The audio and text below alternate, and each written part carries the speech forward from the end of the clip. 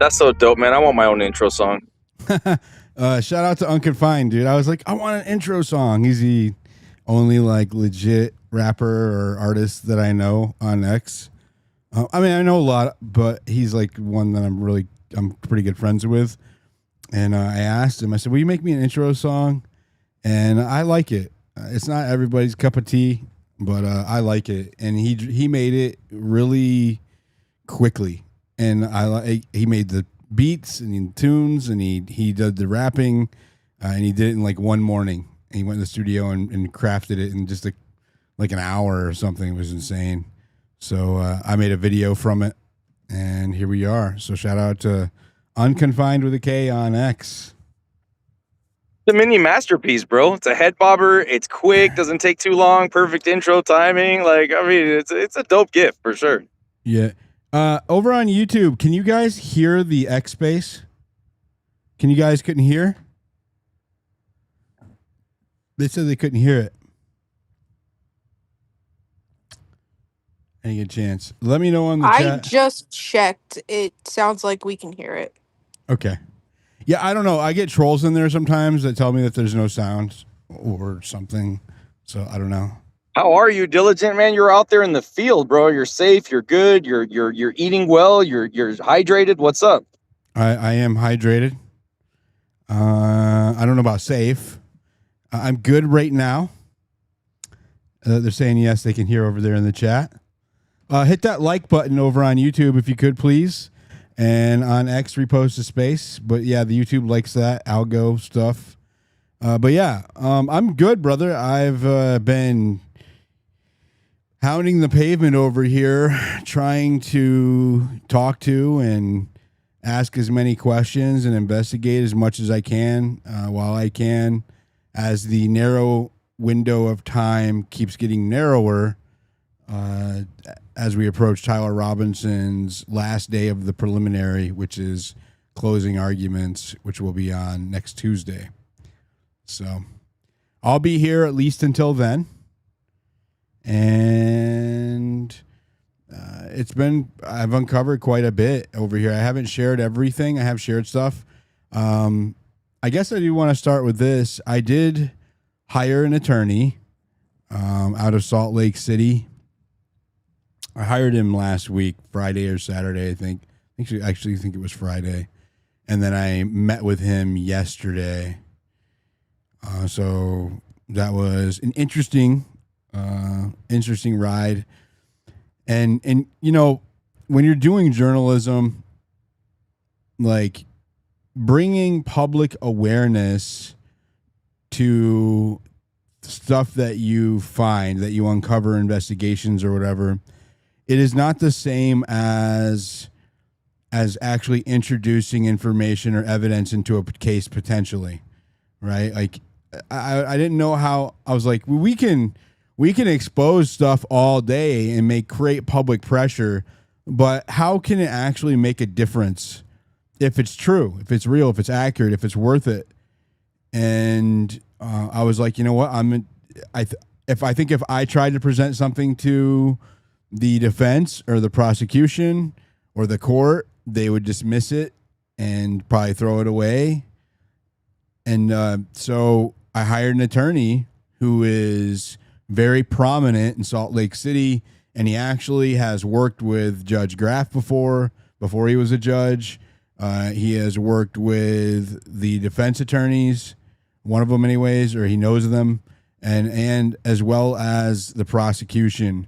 And so this is somebody who is a part of that litigation community and assured me that he could get it through. So what we did is we took a hard drive, flash drives, and I put the originals of evidence that I had collected relevant to the case. And it's Brady evidence, which is exculpatory evidence.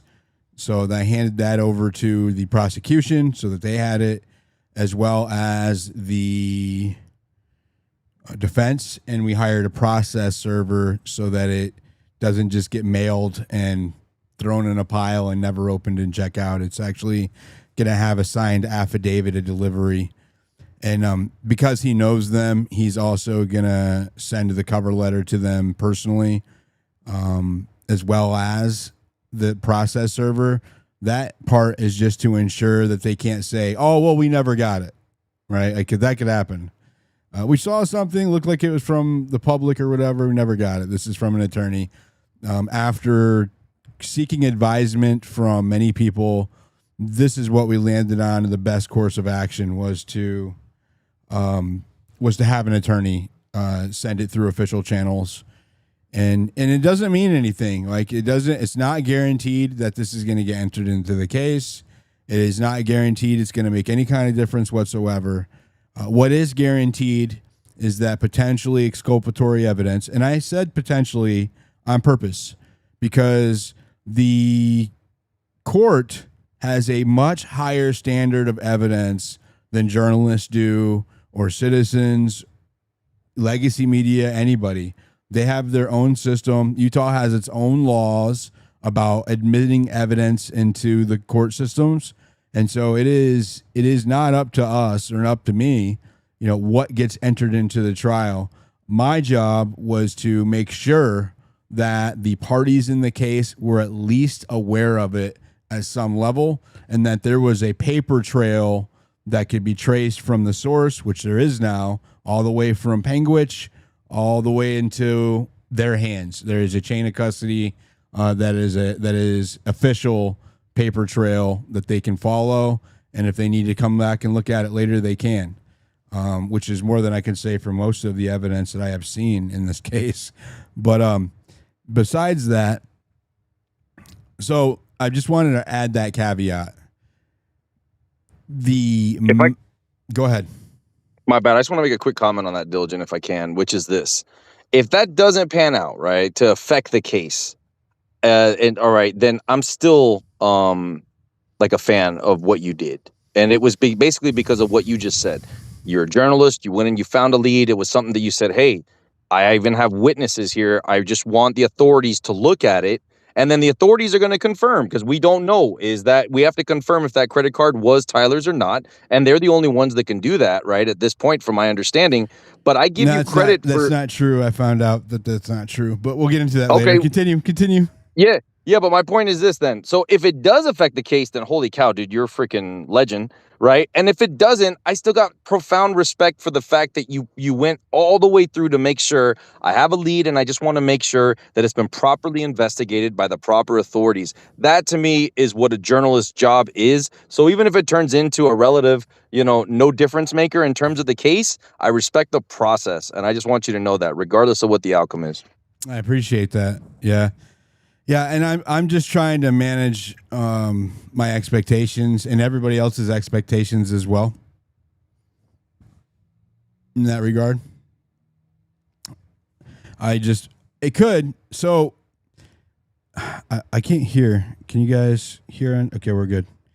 So I spent some time talking to this attorney first, right? Actually, I started shopping attorneys at the beginning of last week, and could not find one that was willing to touch the case. And it wasn't because of what I had. I mean, they didn't even want to really hear about what I had. As soon as I said Tyler Robinson, Charlie Kirk, they're like, and I was like, whoa. They were tripping.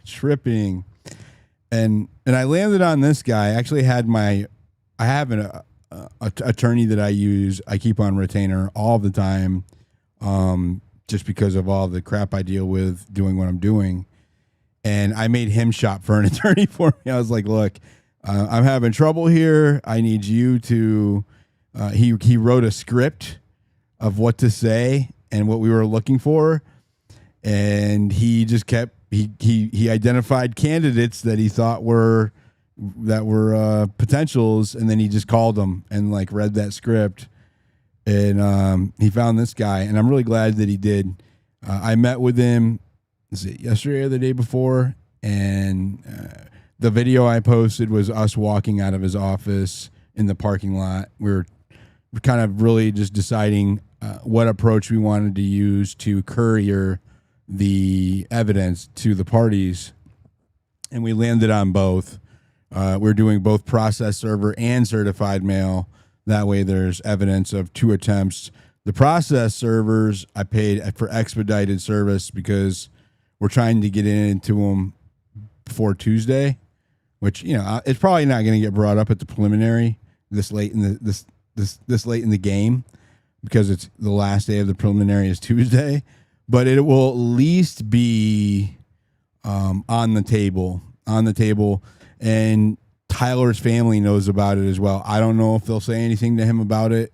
I haven't spoken to them about it, but it'll be interesting to know. And I would love to know. He can't talk, right? So he can't talk about the case on any phone calls or anything. He can only talk to his attorneys because he has observed his Fifth Amendment, which is the right to remain silent. He did that during the interview stage on September the 11th at the police station. He said, I would like to observe my Fifth Amendment rights to remain silent. And so if he breaks that by talking about the case, then they can use whatever they want against him. And so he's maintained his silence with his family or anybody else this entire time. So I have no idea whether he said he isn't there, is there. A lot of the FEDsloppers are like, oh, well, why isn't he telling them that? They're absolutely lying. That's what I want to show today.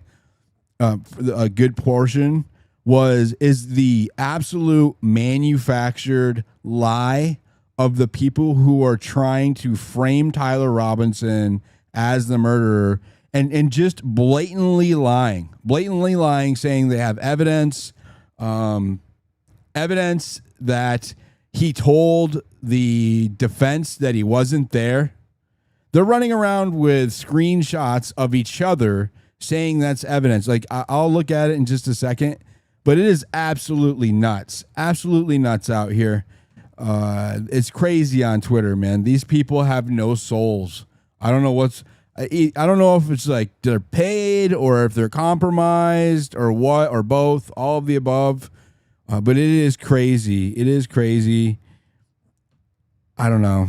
Like, you're talking about somebody's life, and if you have a common sense or any kind of evidence that there's major problems here, you should not be like cheering for the execution of somebody who is likely innocent. I don't know conclusively whether Tyler Robinson is guilty or innocent. That should be the position of all of us until this is tried. That should be everybody's default position, right? Is that you don't know. Okay? In my opinion, I think he's innocent of killing Charlie Kirk. That's my opinion. And that is my position. It's a strong position based on the evidence presented before me. Now, if more compelling evidence is presented to me, that I reserve the right to change my opinion in the face of compelling evidence. That's how it should be with all of us, right? If you see compelling evidence that something is true, then you should be willing to shift to that position. It doesn't make you a flip-flopper. Your default position should be, I don't know. That should be the default position. So to see how they're behaving is absolutely nuts. Absolutely nuts. I will show you guys some of these comments. It is absolutely insane. 100%. Is anybody got their hands up? I can't see. I don't see any hands, but it's amazing to me, these keyboard warriors, how they criticize you. Your boots on the ground trying to find the truth, which is more admirable than any of these clowns. If you guys are wondering, I made this post yesterday. It's my pinned post over on X. Quote, potential exculpatory evidence in the Tyler Robinson. Notice the words, potential. Okay, that means that I'm not saying that it is for certain. I don't know what's going to happen before when it gets into some officials' hands. So I'm not claiming that it's going to change anything. Potential exculpatory evidence in the Tyler Robinson case, Charlie Kirk case, is now submitted via official channels. This is a fact. A reputable attorney from Salt Lake is submitting. This is what he's submitting. Okay. I have kept these private this entire time. The identities of material witnesses, one of them I spoke with, the other one I kind of spoke with, but did not get a full confirmation or denial. But the one I did speak with, and I shared that interview, identities of material witnesses who 100% ID'd Tyler witness, who 100% IDs Tyler Robinson, night of 9/10/25, 8:47 p.m. to 9:55 p.m. in Panguitch, Utah. Restaurant receipt said to belong to Tyler Robinson, along with identifying point of sale details. That's crucial. I've never said that before. Pay attention, okay? Identifying point of sale details. Moving on. Video and audio of the testimony of witnesses and relevant parties. That's the video, and then some other audio files that I haven't shared all of them because they had people's names and other information that needed to be remain private, or I'd be doxing these witnesses, and I couldn't do that. So I shared what I could share with the public. This alibi evidence for the evening of 9/10 potentially impeaches the text messages, confession, and Lance Twiggs' testimony in the case. It's why they've been freaking out. It's why they've been acting the way they have. It's the reason why the very first thing that slob Andrew Wilson asked Candace Owens about was the receipt, right? It's what they're worried about. There's a reason why the very last thing they asked Candace Owens about on her platform was the receipt, because they are trying to get ahead of it as much as they can, because it is legitimately a problem with them. Alibi evidence is some of the strongest evidence that a defense can present in a case. And even though this isn't alibi evidence for the time of the shooting itself, and I'm not claiming that it is,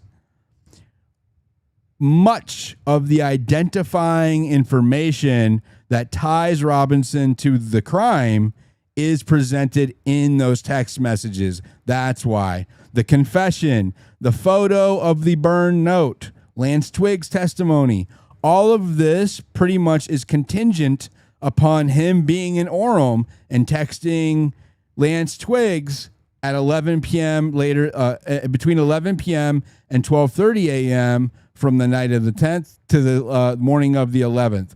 That is why they're tripping, because if he is in Panguitch and the text messages are falsified, then all of that surrounding evidence is now under question, right? There's a reasonable doubt about the validity of the text messages, how they were extracted, what else is fabricated, how are they sent? If he was not there, who sent them? Was it him? Did someone have a device? Did Celebrite do it? How did that happen? Why didn't we know about it? Why didn't the prosecutors go down there and interview that witness? Why didn't the defense? A lot of things start to come into question. I think that's why you're seeing such a strong pushback, establishment pushback against this particular detail. And again, my position is that I don't know that this is going to change the case. All I know is that it is a valid piece of information and evidence relevant to the case, and it is for the court to decide on whether or not is it impactful to the case. Their position is that it's fake. All of these different super stupid stories about how I got it. I mean, I went through crazy hoops to prove that it was real, all of this stuff. And finally, I don't have to fight about it anymore. I don't have to fight about it anymore. It is getting to the people that it needs to get to in that case, and it is in God's hands now, right? Whatever they decide to do with it is what they decide to do with it. So you can cry all you want. You can throw your fits on the timeline. You can say it's fake. You can say the owner said it wasn't real. You can say that I fabricated it, that I ordered a shirt from somebody, that I paid off the entire restaurant in Panguitch, Utah. Whatever claims you want to make, whatever cope. I've heard it all at this point. All kinds of crazy stuff. And that's fine. That's fine, because the fact of the matter is that this evidence right here, this guy, this and the point of sale information that I was talking about, which isn't disclosed, and this conversation, this audio conversation, plus an audio conversation with the other witness, I didn't disclose that, and a couple of other things, the names of everybody involved, the full names of everybody involved, all of that has been turned over to the parties of the court now through official channels. So they can cope, they can scream and cry and hoot and holler and do whatever they want. But the fact of the matter is that it is already on its way. So I don't know if it's going to make an impact, if it's going to make a difference, but it's happening. And it's been glorious, kind of like these comments, dude, are wild, absolutely wild. So like, I just want to read them for you. We'll go through the hands real quick. And I don't know these randoms. Don't bring up any randoms. Bring up people we know. Yeah, I'm done with that. So go ahead. We'll go to Nifty and then we'll go to Versatile. I hope you don't mind me asking you a question, Diligent, but I'm also like, I know you don't like compliments, but guys, this does show you that a guy with a laptop, and I don't know how old his car is, but hey, a 2015 cell phone or whatever kind of cell phone you got, you can get out there and actually do stuff. So whether I just want to comment on brother comment as well. Like, it just shows like, regardless of the outcome, I'm inspired of like, hey, that when you think, oh no, I'm just one person, I can't make a difference, blah, blah, blah, you actually are. And I know you don't like compliments, but I also wanted to ask, like, have you always been interested in legal and true crime? Like, I've been following your account since Charlie Kirk, but like before you were on X, like in terms of schooling or jobs or stuff, you don't have to dox those things, but like, were you always interested in this kind of thing? I am a science major. No way. This is true. I'm a science major. I am interested in. I did pay attention to like OJ. I've covered Diddy. I covered the Trump trials or court cases. So it's not my first rodeo as far as covering this kind of content. I did most of it in Spaces. I didn't do it on YouTube, but I am. My field of expertise is computer science and science. So awesome. Thank you for that. Keep up the great work. Thank you. So yeah, who is next? Versatile, go ahead. Veritacity. Yeah, thanks, Diligent. Thanks so much for your work. I want to thank you for doing the job that the media is not doing. And exactly the way you handled this is precisely correct, which is that you had evidence which you could theoretically believe would be a game changer in this, would change the whole nature of the case against Mr. Robinson, and you delivered it to the court. And as far as I'm concerned, you have nothing more to do. You left it behind. You put it in the right hands. Okay. There are a lot of people on X and other parts of the media who would use maybe the information that you got firsthand as a way of increasing their clicks or increasing their viewership. You didn't do that. You brought it to the right people. Now, that having been said, I will say thank you, because this could in my opinion, would very well be the difference between life and death for Tyler Robertson. Now, let me ask you a question real quickly. Would you believe, it's not about you, and I respect that. It's about handing over to the court. But would you be willing, if the court asked you to testify personally to the information included in this information? Would you really? No, I don't need to. I spoke. Okay. So I'll share the conversation that I had with the attorney about this. Sure. The very first, I'm going to mute your. Will you mute while you're not speaking because of background noise? The very first thing that I asked him was it worth it? That was the very first thing I said. Do you think that this is worthy enough to go through these efforts to present to the parties of the court? He said yes. He said that this should have been followed. He believes that this should have been something that was investigated at least as a precursory level by a PI hired by the defense. He also did add this caveat, which is that the defense hasn't gotten all of their discovery yet, and so if the prosecution or the FBI investigated this and it was sitting in the evidence pile that has not been turned over to the defense yet, there is reason for them not to know. They just might not know. They might not be watching Candace. They might not be reading the New York Post, but it's a plausible explanation as to why they haven't acted on it or whatever.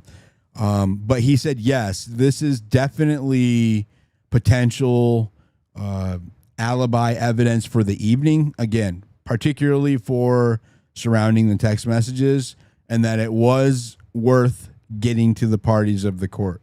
So that was the first level. If he would have told me that it was not worth it, I probably would have asked for a second opinion.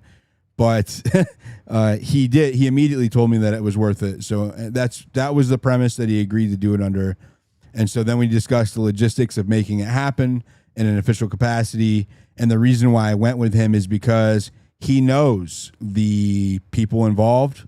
He's been practicing in Utah for a long time.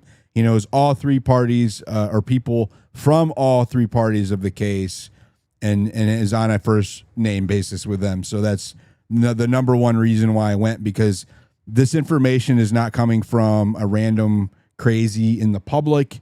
It's not coming from some influencer or podcaster or self-described citizen journalist. This information is coming from an attorney first. And then when they ask, I said that I told him I'm trying to operate as much as I can outside of the case as possible, because this information is public record. He said that I should not have to testify or be called in as a witness. The Penguin story was first reported by the New York Post in January, right? All I did is followed up on it. It's not like I am a critical player there.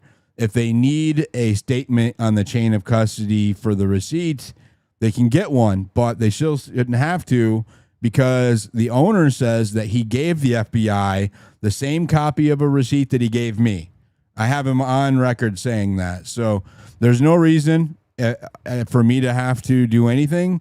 This is all public record. And he did say that in a limited capacity under seal, if they need me to give a statement, then I would. He said in a letter to he put that in the letter to the judge. So, but yeah, outside of that, I'm not going to be I'm not a part of the case. Good for you. Good for you. You've done the least, by the way, he said, aside from the media, right? Okay, you've done what even the media didn't bother to do. Okay, the so-called New York Post, right, believe their story. If they had been a real media outlet, they would have done what you did. But having done what you did, you now step out of it. You've handed it over to the court. You let them deal with it. We can watch from afar and say, well, it's the FBI can interview. Have they interviewed them? It's the FBI can interview them. We're talking about the witnesses and the servers there at that place that night. We'll watch that. We'll watch that from afar to see how interested they are in getting the truth. And let me just ask you this question as a closeout.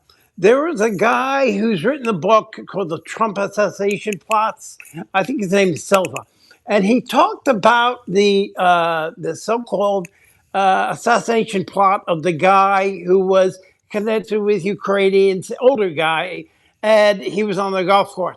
And he said that the firm that the FBI sent that phone that they recovered from this guy was none other than, wait for it, Celebrite.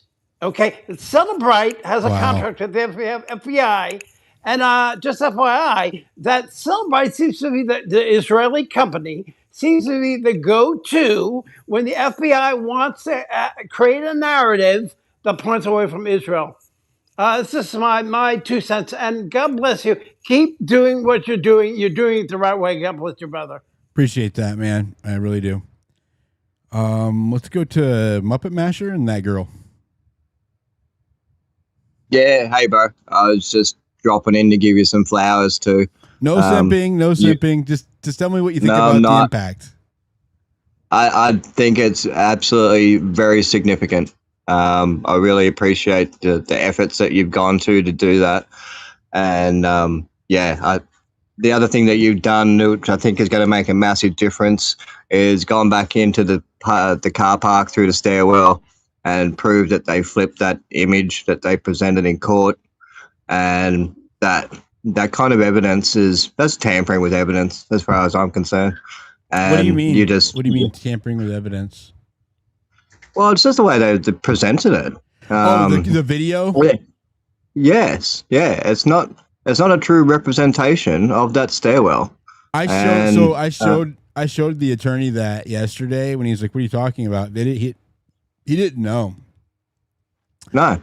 And I'm not even certain that the defense knows. So, but that evidence that they presented, I think it's been tampered with, in my opinion. And I think you went back there, and the video that you took again of the staircase proves it. So, I really appreciate you doing the groundwork you've been doing, man. And Officer Hull saying that he goes outside when he's really going inside. Yes. Yeah. The whole testimony of that particular video evidence in that stairwell is false. They've presented it in a false way. So, but your groundwork, man, is making a difference. And I appreciate what you're doing. Thank you. If you guys don't know, Muppet Masher has identified more people from the assassination than any other person I know. If you go check out his profile, if you want to know who is who in the crowd or surrounding Charlie Kirk during that assassination, Muppet has done all of the identifying groundwork for all of these people. Critical information in trying to understand the histories and the relationships and the dynamics of the people around Charlie Kirk when he was assassinated. I believe he has a GoFundMe on his Buy Me Coffee on his bio. Go help him out. I think he needs a new laptop, so let's help him get there. We can crowdfund that like really easy. I most definitely need a new laptop. This one sounds like a diesel engine at the moment. But it's about to die. He check his profile out.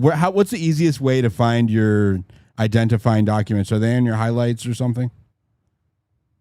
Yeah, I am making a proper compilation video where I'm going to do commentary on every identification that we've made and who they are.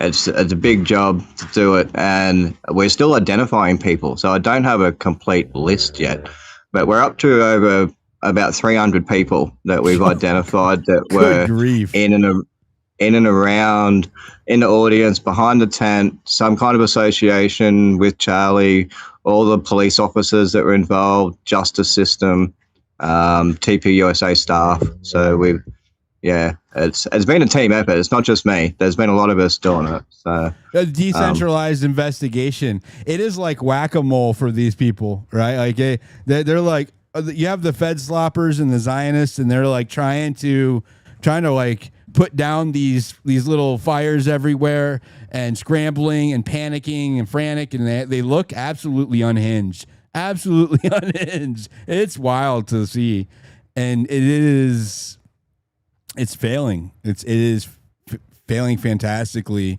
and it sucks that it's such over such a over such a tragic event. And I kind of get caught up. I would lie if I didn't get some petty joy to watch them just eat their own words. Like I would be lying. I do get some kind of petty satisfaction to watch them attack me over stuff that I have evidence to support, and just they move the goalpost, and like no matter how far they move the goalpost, not just on me but you and others as well. And they just keep getting hammered down by the truth. And the truth doesn't really need a whole lot of defending. It just needs the light of day, right? You just put some truth out there and it destroys their entire narrative. And you watch them scurry around like roaches when the light's turned on. And, every time the light's turned on, there's less and less roaches. So, yeah, shout out to Muppet Matcher. Go check him out. Absolute legend. Yeah. Cheers, man. Appreciate it.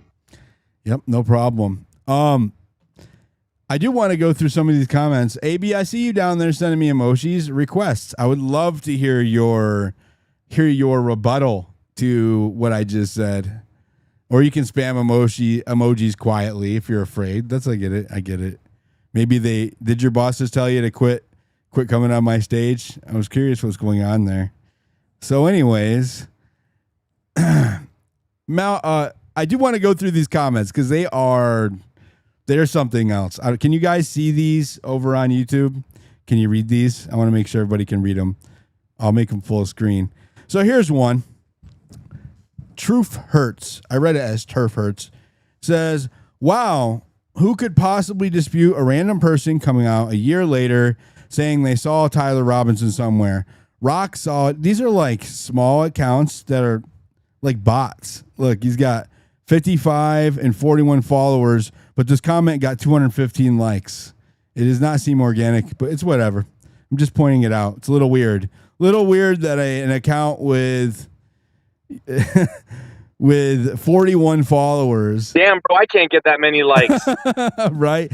An account with 41 followers that is just talking shit gets boosted like that. Just pointing it out. A little weird. And so he said, wow, who could possibly dispute a random person coming out a year later saying that they saw Tyler somewhere? Rock solid, quote unquote, indisputable evidence right there. We have him on video cameras all over the place, but it's all negated because someone pinky swears they saw him somewhere else with no proof whatsoever. Well, have you guys seen Tyler Robinson on video cameras anywhere? Have you guys seen that? I didn't see that at UVU. Did No. you? Even the cops said they couldn't 100% ID him.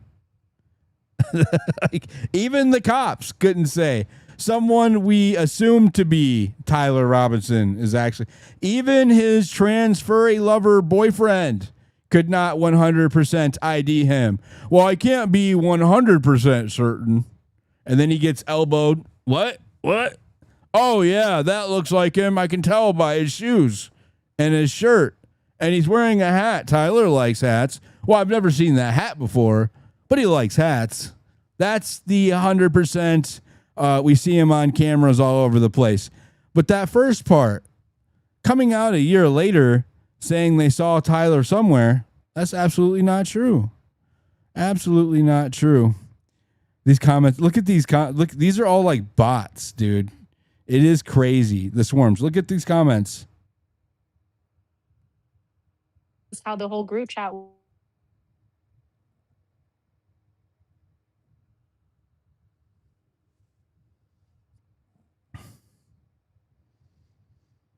I'm sorry, what? I can hear you on that. Can you guys hear Lune over on YouTube? It sounds like it's not coming through. Can you guys hear her talking? Okay. Anyways, I know that you can't on the space. So Shady, the one that was in that group chat that got released, she told how they operate. So it's not just that they're doxing people. sharing personal information. They can't hear you. I was right. I'm going to have to fix the space. So I'll repeat what she said for you guys. It's not that they're just sharing people's identifying information, including my own, right? Including trying to dox me and Candace Owens and Uncle Tom and anybody else who is opposing the Fed slop narrative, right? They are trying to dox you. They're trying to harass you. What are they doing? They're also, hold on, let me fix this, Lune. But Lune is saying that they are coordinating to mass report. They are also, hold on, Lune, they can't hear you over there. Hold on.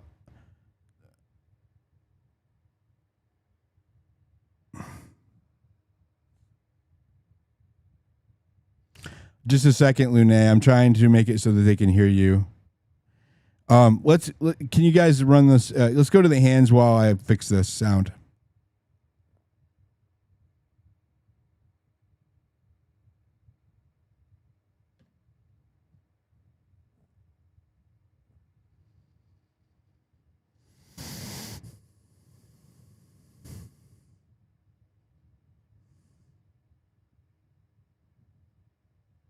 Everybody who is here, always asking for prayers to cover the truthers, because that chat little mask response, that head of that chat has been known to also get involved in people's personal lives. That's the problem. She's been around for a long time. After October 7th, she was activated. Like she already was around, but she was activated to go and get involved in people's personal lives. And there were people who, I'll just say, got hit by her groups. And it wasn't fun, I'll tell you that. So that's why I say I pray for everybody, because, and I end with this, Diligent, you definitely are hovering over something, because they cannot stop tweeting about that receipt. They are losing their minds over that receipt. Pickles is going live tonight, and I already know that he's going to bring up that receipt. So, it's just, and every time I see it, I'm like, damn, this receipt is a problem for these people. They can't let it go.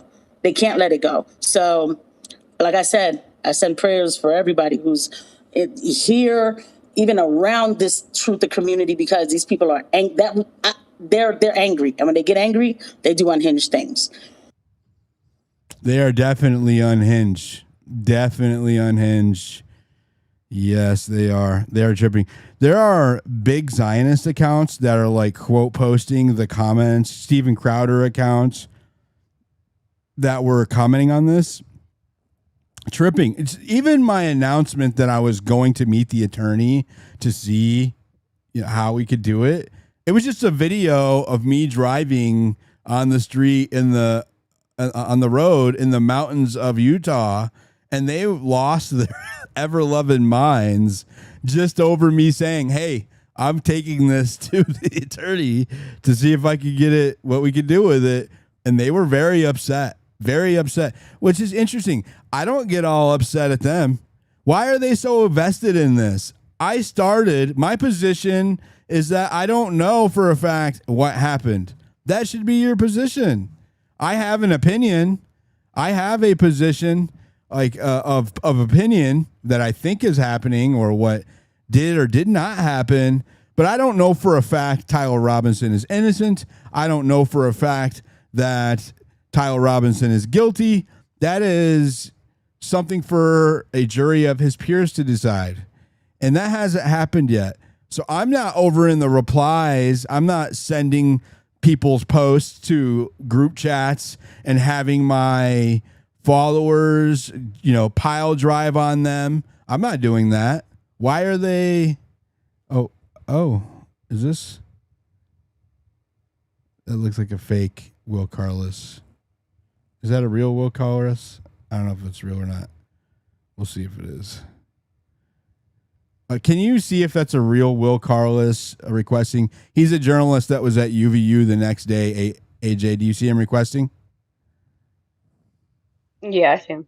Okay, will you try to Will Yeah. Carlos, because your account looks like it might be not real, send AJ a DM or tag her, and let's vet him before we bring him up.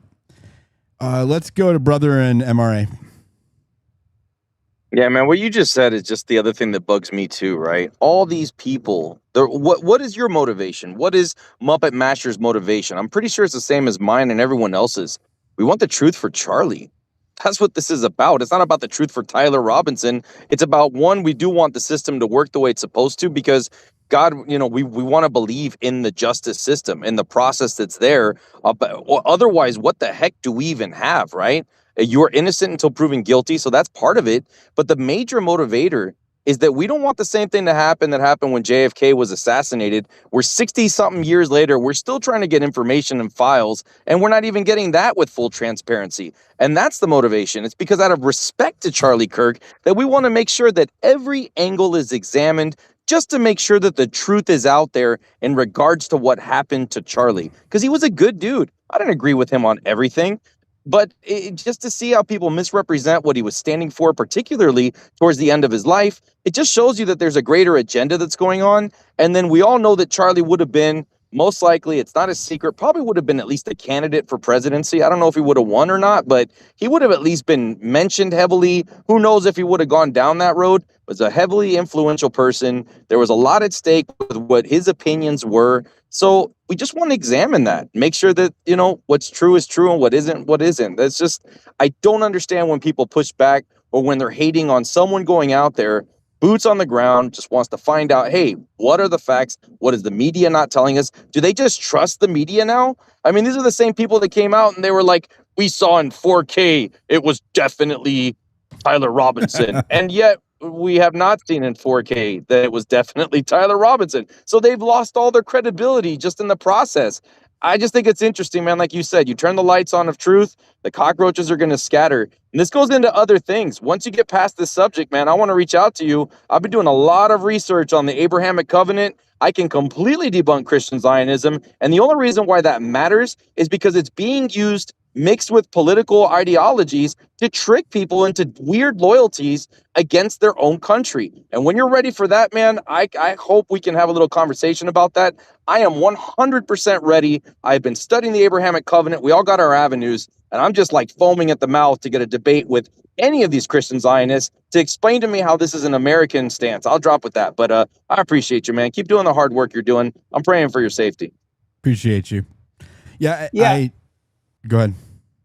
No, I was going to say, I agree with brother in Christ. I'm going to say this. Here's the thing. They're freaking out. They are freaking out about you, Diligent Dennison, because you went through the legal process. If you were online only, they wouldn't be able to freak out this way. I noticed Andrew Wilson, the know-it-all, brought up the receipt in his debate with Candace. Okay, so obviously this is on their radar. The reason why they're worried, I believe, it's not just because these are in-person alibi destroyers, okay? If they interview these people, the people that you spoke to, they would see that this totally destroyed the alibi. The other thing that I think that's really getting them freaked out is that it is denying the Celebrite information.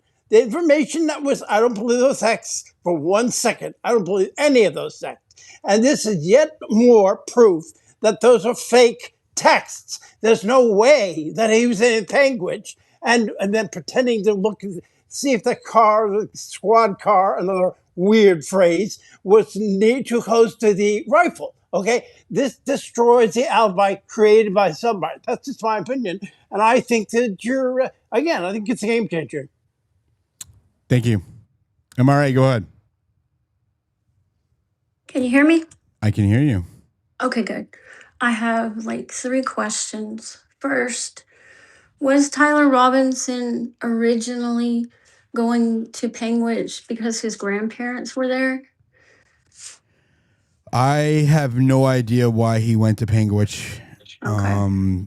I thought so. Yeah. Let me just answer. He has his grandmother is from Panguitch. She does not live. Oh, it's rugging again. Can you guys? Oh, okay. I can hear you. his grandmother is from Penguich. She doesn't live there. He does have some not immediate family that lives there, but not people who are immediate. Okay. And you said that he can't talk to anyone else about the case, but he can talk to his attorneys and things like that. Privileged conversation is the only one that he can have about the case if he unless he Okay. wants to sacrifice his Fifth Amendment protections. He could tell them, though, that he had been in Penguich, correct? And they could just be, say, waiting for the receipts and everything from. That's a potential, yes. Okay. Okay. And that's one of the lies that was happening today. I just want to show you guys on that. The FEDsloppers are out here telling people that the defense, or that he told the defense he wasn't in Penguich. I mean, straight up, here it is right here. Quote, okay, I'm Rakita Law. This is one of the FEDslop accounts that's been going around. I'm quoting him now. Quote, I have proof beyond a reasonable doubt that Tyler Robinson was not in Penguich and that his lawyers know it. I have proof. That's what he said. Once you understand this post, you will see why a jury will find Robinson guilty of murder and likely aggravated murder. Another one. Hold on. So there's a back and forth on that post. Okay. He says, this person, one of his followers, says, my only question is, do you have proof that Tyler Robinson told them he wasn't in Penguich? Here's his response. Yes. So he's literally saying, I have evidence. Tyler Robinson told his defense that he was not in Penguich. And he says, can you share that evidence with us? And the answer is no. Oh, funny. And one more question. Okay. He lied. He deleted it. Well, I screenshotted it. So. Wow. One more. Oh, it's not really a question, but I had been watching Barron one day and he was reading off all the messages. And I told him, I said, if you read those messages and flip it like Lance is the one telling the messages, it literally puts a whole different spin on everything. That, like, it's like the conversations are reversed. Yeah, exactly. Because that table with all that stuff on it, that was Lance's. Why would Tyler Robinson tell him to not worry about the table? The feds would take care of it. It doesn't make any sense. So, but I thank you for doing all you do, and I love your shows. So, appreciate that. Thank you. Thank you. Furman, go ahead. Real quick, Diligent, check your text. I got it. I have messaged the original account for him, and I'm waiting to see if it is him. So I messaged. He said that the original account was locked up, but the messages are working. I have DMs with open. Let's just see. We'll get ready to boot this dude real quick if he is not who he says he is. But if he is, I want to hear from him. I'll drop down, Diligent. No, you need room on your state. I got it. Will, is that really you? Will, is that you? Will Carlos. Are you there?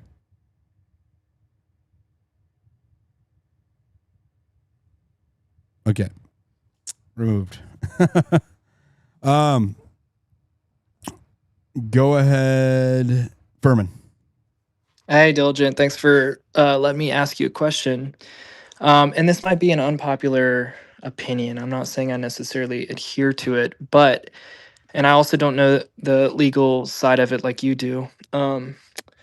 But what are we going to do if the plaintiff or the accusing party does release the high resolution Hold on, photo? Furman, hold on one second. Diligent, you need AJ needs to look at your the screen up top. I see it. We're getting it. Yeah, we got spammed. I got rid of him fast. Help me clear this nest. Oh yeah, we got it. Which is a couple. All right. Anyways, continue. Yeah. So if there is a photo on September 1st, I guess that I don't know what the most strategic timing they would do it if they had it. But if they prove that Tyler was on campus, um, I don't know how do we prepare for that. I what do you mean? Like, I feel like it could potentially be like a bait and switch where, for weeks they have us distracted trying to prove or disprove, I guess disprove that Tyler was on campus. And that's why they gave us local, because why would the accusing party give the evidence away? Like, they want to give the just minimal amount of, I guess, proof that he was on campus. And now a lot of us have been distracted for or spent a lot of time and energy, including myself, like trying to figure out if it's truly Tyler or not. But those cameras we know are capable, based on your photos, are capable of extremely high resolution and frame rate. If Tyler was on campus, then when they release that, what is, I Well, guess, Furman, they're still going to have to prove that he's the shooter. They can show him all day, every day on campus. Yeah, They need being to be present close to the on person. campus is not same as shooting Charlie Kirk. Yeah, and it's because he wasn't on campus. That's why there's the potato. They're trying to hack Grok voice. I've just got 10 emails of them trying to password request Grok voice spaces, my what I'm using to speak through. On my 2-factor. Sorry guys, got 2-factor. Not gonna work. I guess my point is ultimately, I think Tyler was on campus is what I'm leaning towards. And I think he was there, but do you have any evidence I don't of think that? No, but I'm saying that's the hypotheticals. What if they actually present, that really actually overwhelming evidence? I don't think he took the shot or was even hit with a projectile. So that's where but I'm still saying, how do we handle that if they do show evidence of him being on campus? I mean, if they show evidence of him being on campus, they show evidence of him being on campus, and I will stop acting like there is none. But you just said it yourself. There is no evidence of him not being on campus. So, or of him being on campus. So I don't know, like what you're. And him being on campus is only one aspect of it, right? Like they're trying to prove that he took that shot. So that's just one stepping stone that they have to prove the case. It's why they're freaking out about the receipt, because most of the identifying evidence that they have is derived from the receipt. It is you have the Discord messages, right, which happened the following day, and then you have the day of. The only evidence that they have that ties him to the crime is, well, the weapon allegedly, I don't know, got dust in the barrel, but also at the only thing that identifies him really, because of the DNA, there's like 5 people, it's degraded, there's a lot of like ambiguity there,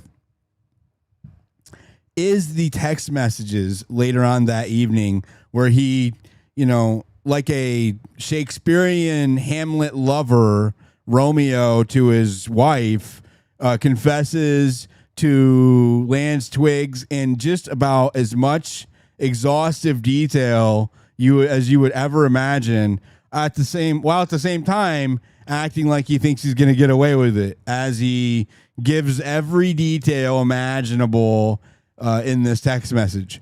Well, that is the most like identifying information they have tying Tyler to the scene, is an admission. So I don't know. I think that's why they're freaking out. Right, because if he was somewhere else when he was supposed to be doing other things, like you can't be it discredits the entire thing, and that's their identification. That's his confession for being there. Yeah, so they have to remove all that. If you remove the text messages and the testimony of Lance Twiggs, and that burned note that was reconstructed and whatever, however they voodooed that into existence.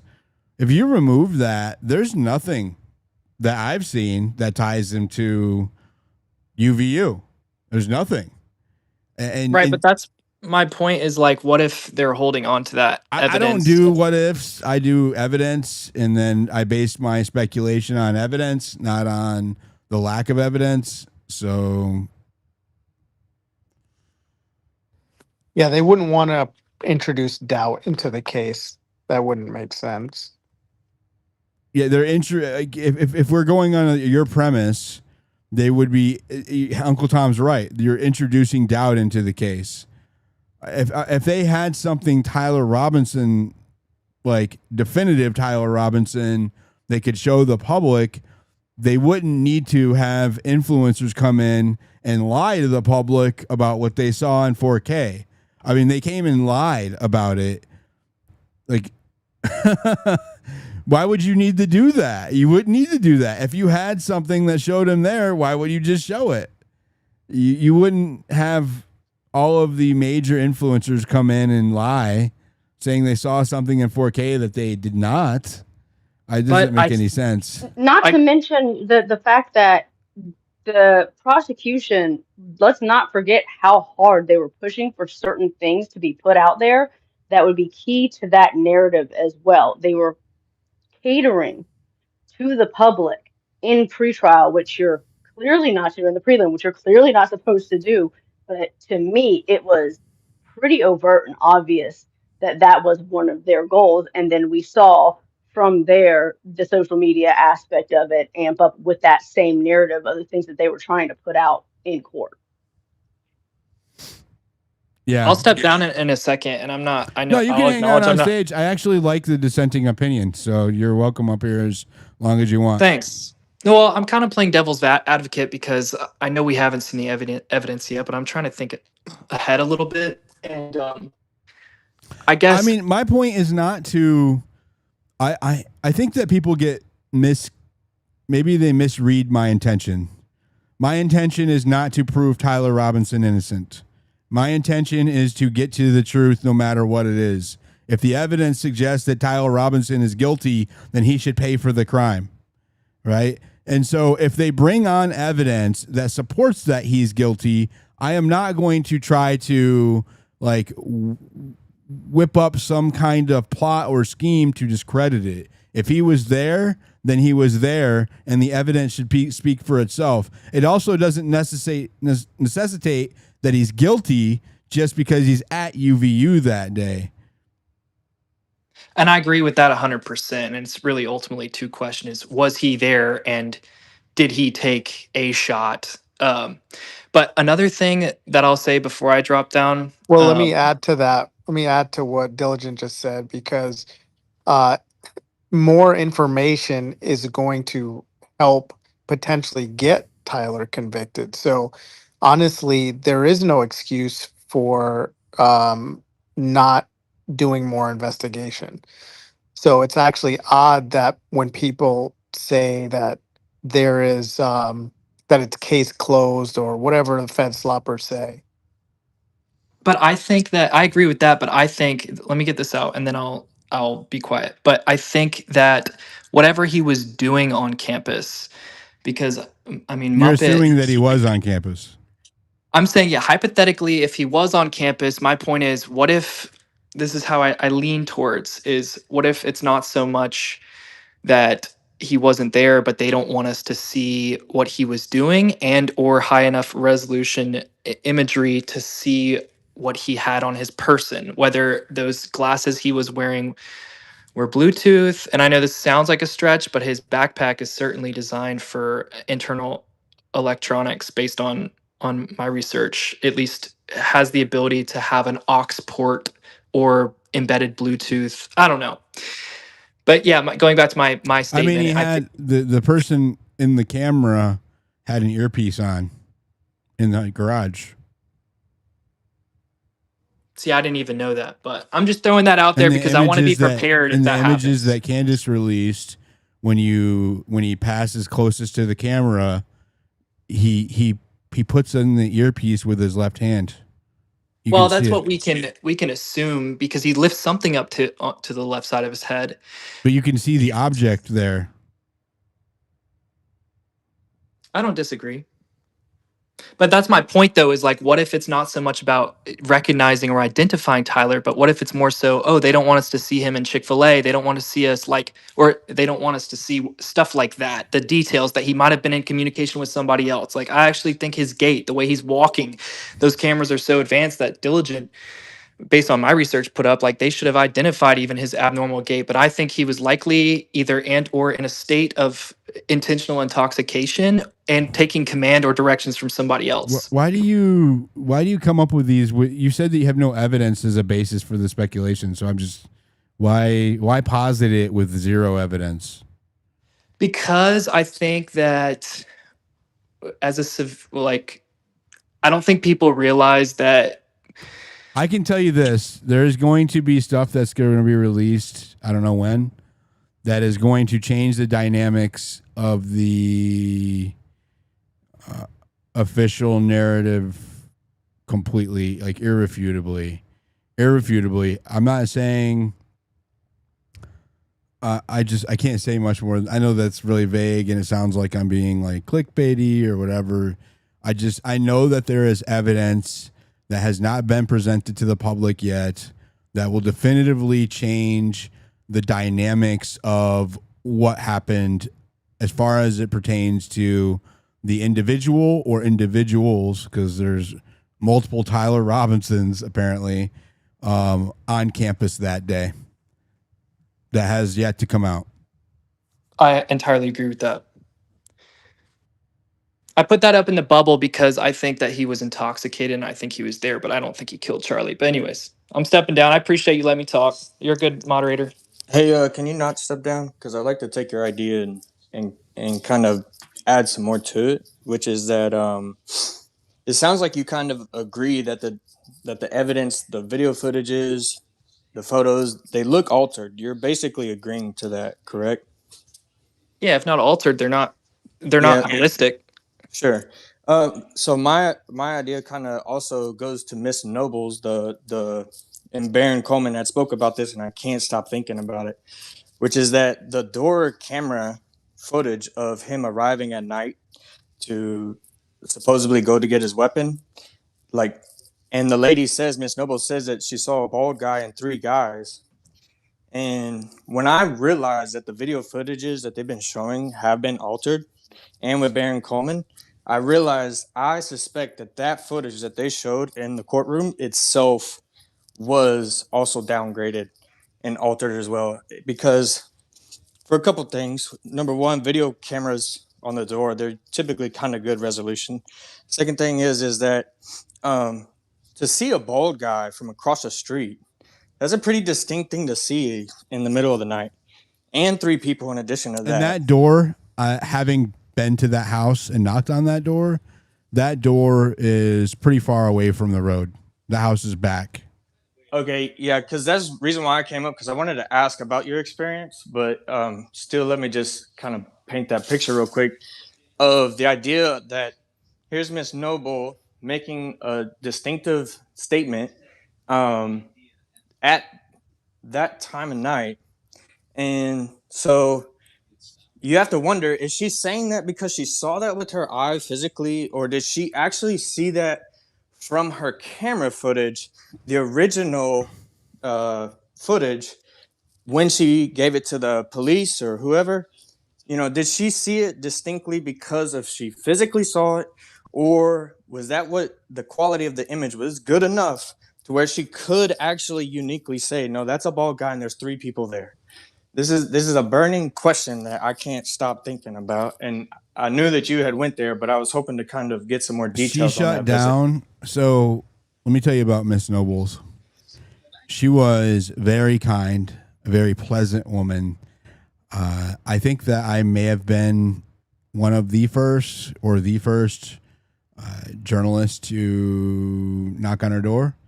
And so I ring her doorbell. She opens. She's a lovely Italian lady, elderly Italian lady, very kind, very glowy, right? Happy smiles.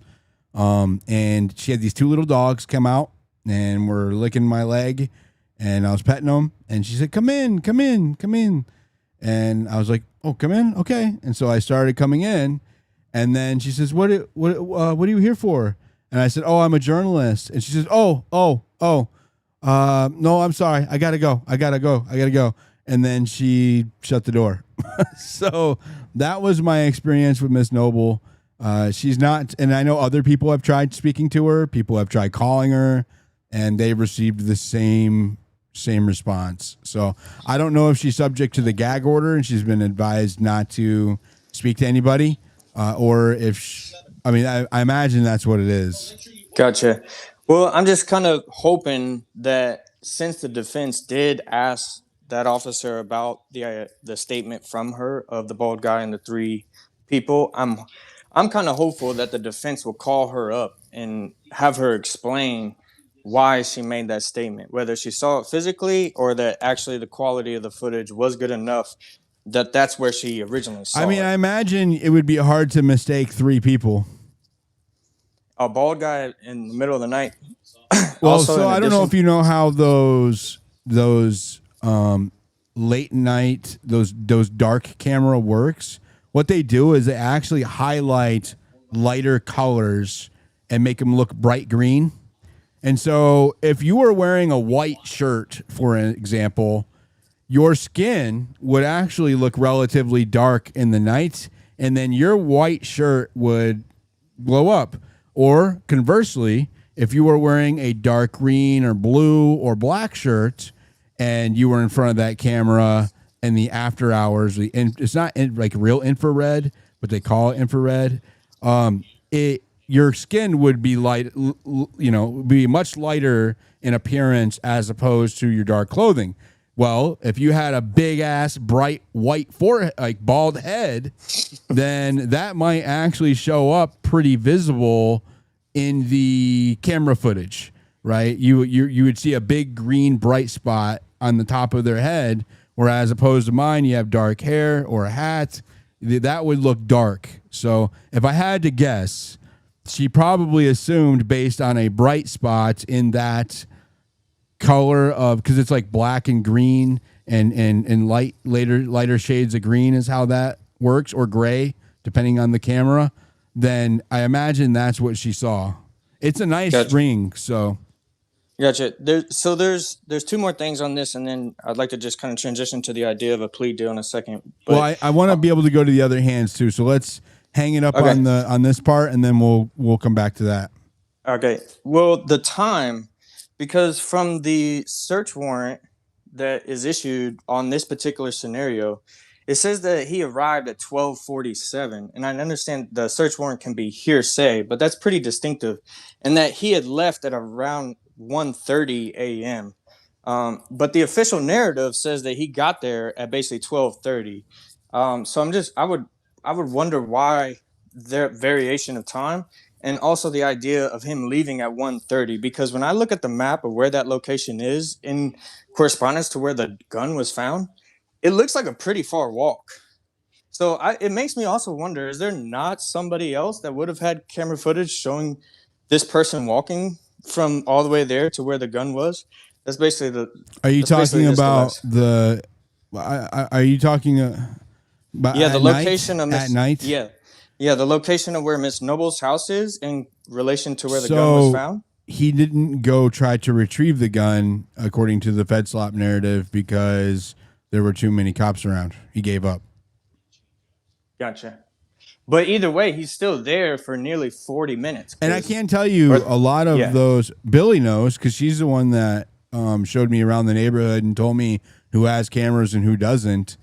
I don't know about later that evening. Billy, do you know if any of those other neighbors have evening footage of like when Miss Nobles caught the car and the surrounding area?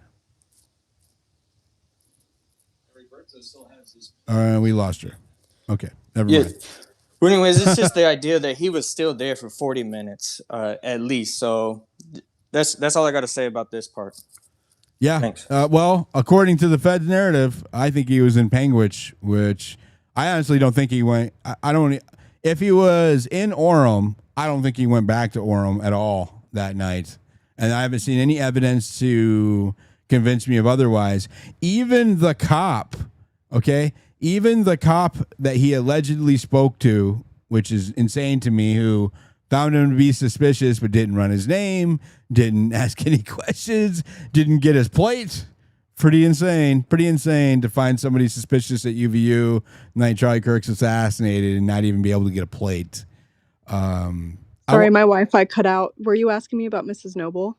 The question was, do you know if there are any surrounding ring cameras of Miss Nobles, not her, but of the neighbors who may have caught the figure at the nighttime, not during the day when they were coming and going to UVU, but at night? Do you know of any other neighbors that had footage of that? So most of the neighbors there do have ring camera footage, but the majority of them don't pay for the subscription to where you can retain the footage. And so none of them have the footage from months back. And if they did give it to the agencies or the FBI, they did not keep it for themselves. Because I did ask that as well when I talked to people. I would never like give away footage and then not keep a copy for myself. Obviously, it's important if you have to give it away. I don't know, man. Maybe I'm just different. So how do the other narrative, how do they come to the terms or the conclusion that he didn't actually go over there? How would they have known where that's in the text messages? That's in the testimony. Well, he was still gone from his car for 40 minutes, from 12:47 to 1:30. Didn't he? What are you asking? Didn't the text messages say that he went over there and it was already gone? Right. So he would have actually walked there and back, which maybe not there. You could see. It's up on a hill. I don't know if everybody understands this. The neighborhood where Miss Nobles is, all of those houses, they are up on a hill that is higher in elevation than the Losi Center. You can see everything from up there. So there is one neighbor who still has all of his footage from that day and the day before, who's been very helpful, but he hasn't been able. He lives in the direction that the car was parked that night before outside of Miss Noble's house. You actually met him, Diligent. I introduced you to him. You didn't speak with him for very long. He did airdrop some footage to you. He has remember who you're talking about now. Yeah, he has that entire previous evening saved, but he wasn't able to find the car that we were looking for. I did tell him that I wanted to go back over to his house and keep looking next time I'm in the area. Yeah, so the time on the search warrant says from 12:47 to like 1:30 is when he gets back and leaves. So if this secondary set of evidence is able to find a bald guy and three additional people, that would be phenomenal. And again, thanks for letting me ask my questions. Yep, no problem. Let's go to Doc St. Clair. Hey, Diligent. I appreciate you letting me speak. It's I know been who a you long are. time. How you doing, brother? Good to see you, man. You're doing great work. I think I agree with everything you said, and my position is I think you have the most reasonable position out of everyone covering this. You're just trying to follow the information. And as I've tracked this, one of the things that's bugged me is when you're operating in a highly populated metropolitan area with all of the CCTV cameras and all of the cell phone towers, and we know, at least from what I understand, the authorities did do some degree of geofencing. There should be a very clear pattern of life associated with Robinson's phone. And for those of you who don't know what that is, so for example, during J6, what they did is they geofenced the entire Capitol Mall, and they were able to track all of those mobile devices back to what they call a bed down location, where you live. But once you have what's called the MAID ID, you can track one singular phone days prior and almost in real time, depending on what software you're using. There's a very capable tool called Anomaly 6 that enables you to do this, and I used it at my first job outside of the U.S. intelligence community. There should be zero question about where Tyler Robinson was and where he went if he in fact was carrying his mobile device.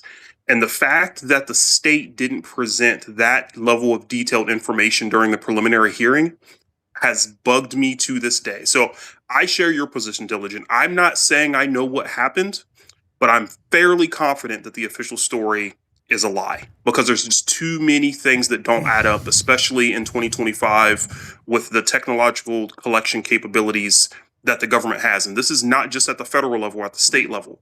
Those same tools that I just mentioned are at the disposal of the state fusion centers, and every state has one. Utah has one, and it's where local, state, and federal authorities, specifically on the threat intelligence side, collaborate together to figure these type of things out. So it all smells.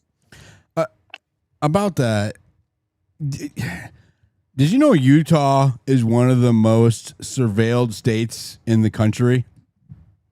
And yes, outside of New York City and Washington, D.C., yes. Yeah, I didn't know that until this case. Particularly Salt Lake City, Provo, Orem, UVU, all through there. It is one of the... Oh, did I lose you guys? Okay. No, we can hear you. It is like the most surveilled city, maybe outside of New York City, in the country. It's like crazy. There are flock cameras everywhere. Their toll road, it has a system that monitors for the count of passengers in the vehicle. And so if you are 2+ people in a vehicle, then you don't have to pay a toll for driving down certain stretches of faster highway on the main drag here. And they use cameras to determine how many people are in your vehicle as you are going down the highway. And you can't even see the cameras. Like they don't stand out on their own. They're mounted on the lights, on the lighting system. And so if you look closely, you can see them up there. But they have cameras, flock cameras, surveillance cameras, traffic cameras, license plate readers. They're everywhere here. Even the small town, Panguitch, has flock cameras. The fact that they have not released any of that is like amazing to me. Am I the only one, though, that doesn't trust digital forensics anymore? I'm a computer science major. I can tell you that geolocation data and sensor data, all of that can be spoofed. No, I think you're right. I think my larger point is it's information corroboration. So you take geolocation data and then you overlay that with time, place, location with respect to CCTV footage. So even if I'm the defense and the prosecution presents this information saying, hey, we were able to track his cell phone from early that morning to campus, him going to the roof, him getting off the roof, him going wherever the heck he's accused of going, it should be corroborated with the immense amount of CCTV footage around that entire area. So you bring those two things together and it provides more confidence on your assessment that your subject is where you claim he is and when. That's the thing that doesn't make sense to me. If I'm the prosecution and I'm dead set that this is Tyler Robinson, I make the strongest technical case I can. And I watched that entire footage and I listened to all the pundits talk about it. And it blew me away, because at least in my experience, if you have that evidence, you would present it and then you would basically dare the defense to try to counter it. Well, at the preliminary stage, they don't even have to. The defense doesn't really even have an opportunity to refute the quality of the evidence, just whether or not it meets the probable cause threshold in Utah, right? So a lot of people are mistaken, and I'm not saying you are, but a lot of people, they're like, why didn't the defense present this then? If they think that if he's in Panguitch, how come they're not presenting this? One, we don't know if they have that information. We will know by next week, but thanks to that attorney. But up until now, we don't know if they had that information. But also, the preliminary phase is not where they refute or contest evidence, right? It is whether or not they say evidence is admissible for the probable cause threshold, which is extremely low in Utah. Even out of all states, Utah has a pretty low bar for probable cause. Like there's no chance that this is not getting bound over because the threshold for probable cause is so low. So expect all the FEDsloppers next week to be making victory laps because, oh, the judge knew immediately, he bounded over. Well, look at the statistics. I would just have anybody just look up the statistics on how often trials get bound over. It's almost the entire time. Almost every time they always get bound over. It's very, very rare that they don't, unless they get dismissed outright up to this point, right? Like if the defense files a motion for dismissal based on this, that, or the other, that could potentially happen. But and I'm not even sure about that in Utah. No, I agree with you. My point is, like, a good example of this is where the state presented their case around DNA, and the defense was able to ask questions around that about that with respect to degradation, where that DNA was found, that type of thing. I didn't find the state's case compelling at all. I mean, and that's absent the video footage that was grainy and blurry and you couldn't make out who it was. And then to your point, you've now been on location. What appears at some point, it appears that video footage was flipped to alter the perception of how we see what direction the subject is moving in that video footage. You talking about the stairway? Yes. I couldn't believe that was allowed.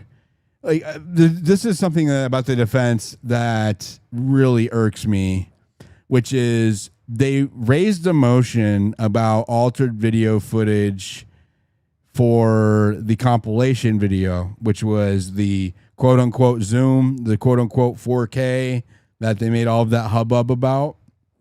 The defense fought tooth and nail to not have that shown to the public. But they didn't make any objections about the video quality or alterations to the garage, which made him appear skinnier.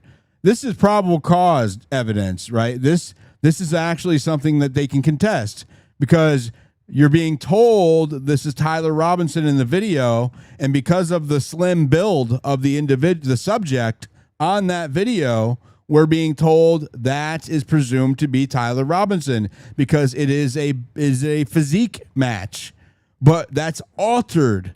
So why didn't they challenge that? Because they challenged the compilation and how that might prejudice. Why did you not challenge the aspect ratio of the altered garage footage? Because that also prejudices the probable cause threshold, right? That means that if they had shown that video of a guy that looks like me, and I swear to God it wasn't, I know that people said it was, definitely not me in that video, okay, that why did they not challenge that? Because if they would have fought that and the judge was like, okay, I guess you're right, this does look squished. Why are all of the cars squished? And they have photos to go by. The camera photos that the FBI released, those aren't compressed. The ones that they had Tyler Robinson look at, you can see what it normally looks like. Those weren't compressed. So why didn't they do that? That bothered me about the defense here. That's something go ahead.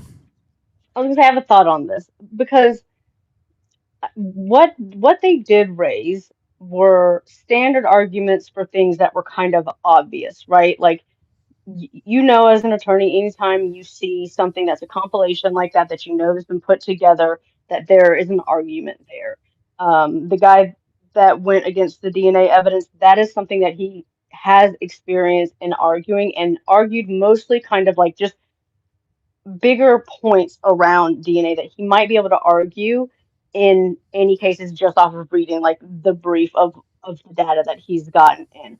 I don't think that they have done a deep dive in any of this stuff, I don't think they've taken the time yet to lay out. If you think about how many moving parts there are, taken time to like lay out and look at the digital evidence in the way that obviously many of us have. So I don't think, I think I don't hopefully, I would believe that they hope didn't with have time to review that garage footage. I'm not giving them that grace. I don't Well, think I think so. they have time to review it. I just don't know if they've had time to sit there and analyze it. And you can't just go to the judge because it is light most favorable in for the prosecution. You can't just go to the judge and say, "Well, let's look at this." What you're going to have to do is get an expert to analyze that data to present to them to prove that you actually have a standing to believe that, other than just if you could mute. Sorry, Patricia, there's feedback. Patricia, you got a Um, hot mic.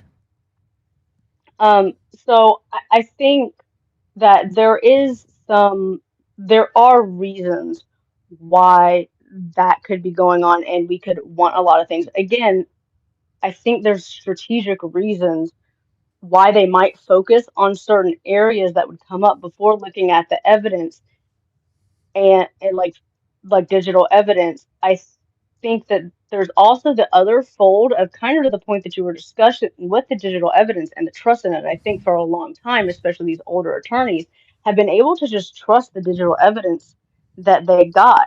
I think more and more it's going to be important because of how we know things can be manipulated, how easy they can be, how you and I could even go run a program, just the average user. It doesn't have to be some complex operation to edit stuff anymore. So I think more and more there's gonna need to be things like EXIF data, We're metadata gonna have on to rely every, on physical evidence more. It's just all there is to it. or we're gonna Yeah, have to make the and I standard, would or just we're gonna have to make the standard that all these things, we can't just assume that stuff is correct anymore, just because someone said so, right? I think there's going to have to be a bigger trail involved there, um because to what Doc was saying also, like, this is the thing with when it comes to Penguich, we could also literally take, for the argument of like he could have gotten there in time, we can literally get the telemetry data from the car and to map it out by his speed, how many stops he had, how many times his car was turned on from throughout the entire day. We can track all those things and overlay all these aspects now. So there's no excuse not to do it if we need to prove that stuff. There's more data points than than humanly possible to like actually review in the time that they're going to be given. and But on top of that, AJ, it just is real going to quick, take expert witnesses though, right? Like, it's just as last point, like they can't just say it, right? They have to have expert witnesses, and I hope that this judge is lenient with the funding I for mean, they that, could because have that just is the big asked, problem "Is that they this have. video altered?" So they could have just Well, asked. they're gonna, we know how well, that's just gonna one go. last thing. I think even if we understand they used the Cellbrite kit to rip his phone, and I'm very familiar with that technology. When I was deployed overseas and we were ripping phones, we used Cellbrite, and you can pull everything off of that phone: contacts, pictures, location data for as long as you've been in possession of that device, of that cell phone. There's just so many technological data points here that could make this, I'll use the FEDslopper term, just Open and shut. completely open and shut. Open and shut. You could just lay out all the technological data, overlay it with the CCTV. You could do your geofencing and track his device. There should be no question, and the fact that there is what bugs me. And my last point, and I'll shut up here, Diligent. I appreciate you letting me talk, and I'll let other people jump up. Is I'm now concerned about Tyler Robinson even making it to trial, because the more things that come out about this that don't make sense, and it doesn't prove anything, it's just there are too many logical holes in the official narrative. And I heard They someone can't earlier afford for talking it to about go to jail. trial. Yes, exactly. It's like this is very reminiscent of other historic lone gunman instances where you start to ask questions about the supposed lone shooter, and you end up with more questions because it doesn't logically make sense. And with that, I appreciate you letting me talk, Diligent. About that, I think the argument could be made that also the prosecution wasn't going to roll out all of their quote unquote overwhelming evidence in the preliminary phase because it is such a low bar. I'm just taking the devil's advocate position here, Patricia. Okay, just hear me out, right? I'm saying I think the argument could be made, and she's an attorney, so we'll go to her next. I think the argument could be made that they didn't roll out all of their big guns, so to speak, because it is such a low threshold. But I mean, at least something that was compelling, at least one thing. You could have rolled out at least one thing that was compelling, and they just didn't. Not one thing. The evidence is overwhelming. I'm not whelmed. I'm not whelmed at all. I'm not overwhelmed. I'm not underwhelmed. I'm not even whelmed. There's no whelm there. So, yeah. Anyways, we lost a couple of people. Request, I'll bring you back up. Go ahead, Patricia, and then we'll go to Blake. Hi, Diligent. Thanks for all you're doing. So, with regards to what you were speaking about earlier and the editing of the video and why the defense didn't bring it up, I have thought about this a lot. And I can only think of two reasons. That's it. One is they didn't catch it.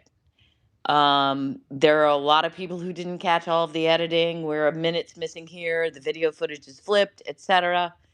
The only other reason I can think of it is that they didn't want to catch it. If you present evidence like that in a court of law that has been altered, that's not acceptable. And that is a valid defense. That is a valid objection to the judge to literally say, this is not an accurate representation of the footage that day. So the only things that I can come up with are one, they didn't catch it, or two, they didn't catch it for a reason. Incompetence or sandbagging? I wouldn't say incompetence, quite frankly. Early on, I mean, there's been many cases that I've had over the years where, for whatever reason, you don't catch things initially, but you catch them later. I don't know how many other cases these people have. I don't know how long they've had the footage. I don't know who's reviewed it. But certainly, from my perspective, somebody should be going through this with a fine-tooth comb. Perhaps they didn't initially, thinking that everybody was just going to be honest about this, because that's what we're supposed to do as attorneys. Once you discover that they're not, now you go through it with a fine-tooth comb and you bring it all up. But initially, even though it is a probable cause preliminary hearing and the bar is very low, at the very least, if they had known about minutes missing, footage being flipped, footage being compressed, those are things that should have been brought up and said, we object to the admission of this evidence. It's not an accurate representation. There is nobody to lay the foundation that it is an accurate representation, because it isn't. And there's also a rule called the best evidence rule, which is the original footage is the best evidence, whether it's Is it the original applicable document for preliminary phase in Utah? with the 1102 standard. It's hard to say. You had Holes laying a foundation, which he was not, quite frankly, qualified to lay. The foundation for a piece of evidence is, does this fairly and accurately represent the scene that you're seeing that day? Hull can't even do that. But under the 1102 standard, he can say, well, that accurately represents what they showed me, which is just ridiculous.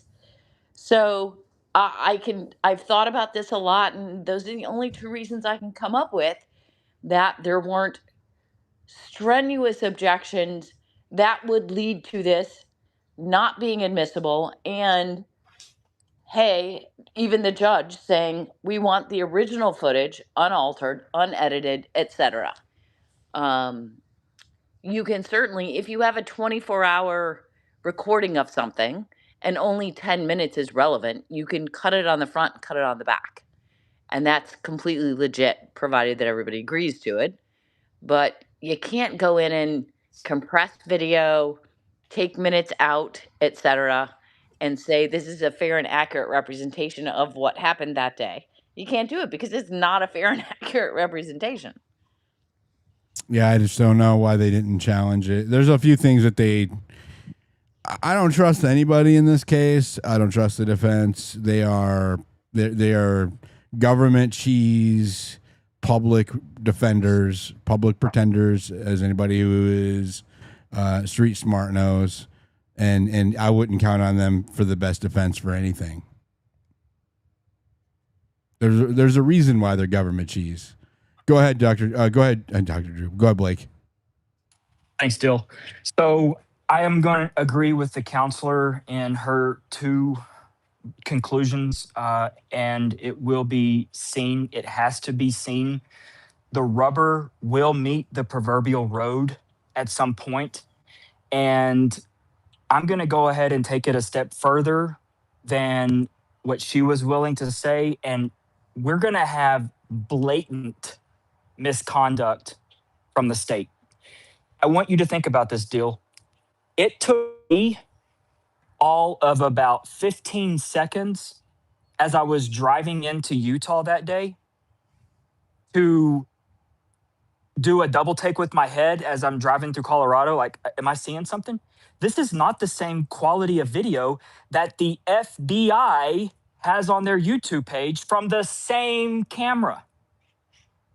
So what does that mean? That means that the state deliberately took extra steps to downgrade the video, to then go in and take extra steps to trim out important segmented pieces where, I mean, we're not talking about a guy loitering on camera for 5 hours.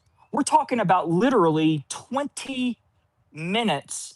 And for whatever reason, the state decides they want to omit 12:16 completely, and then 12:17 to 12:22.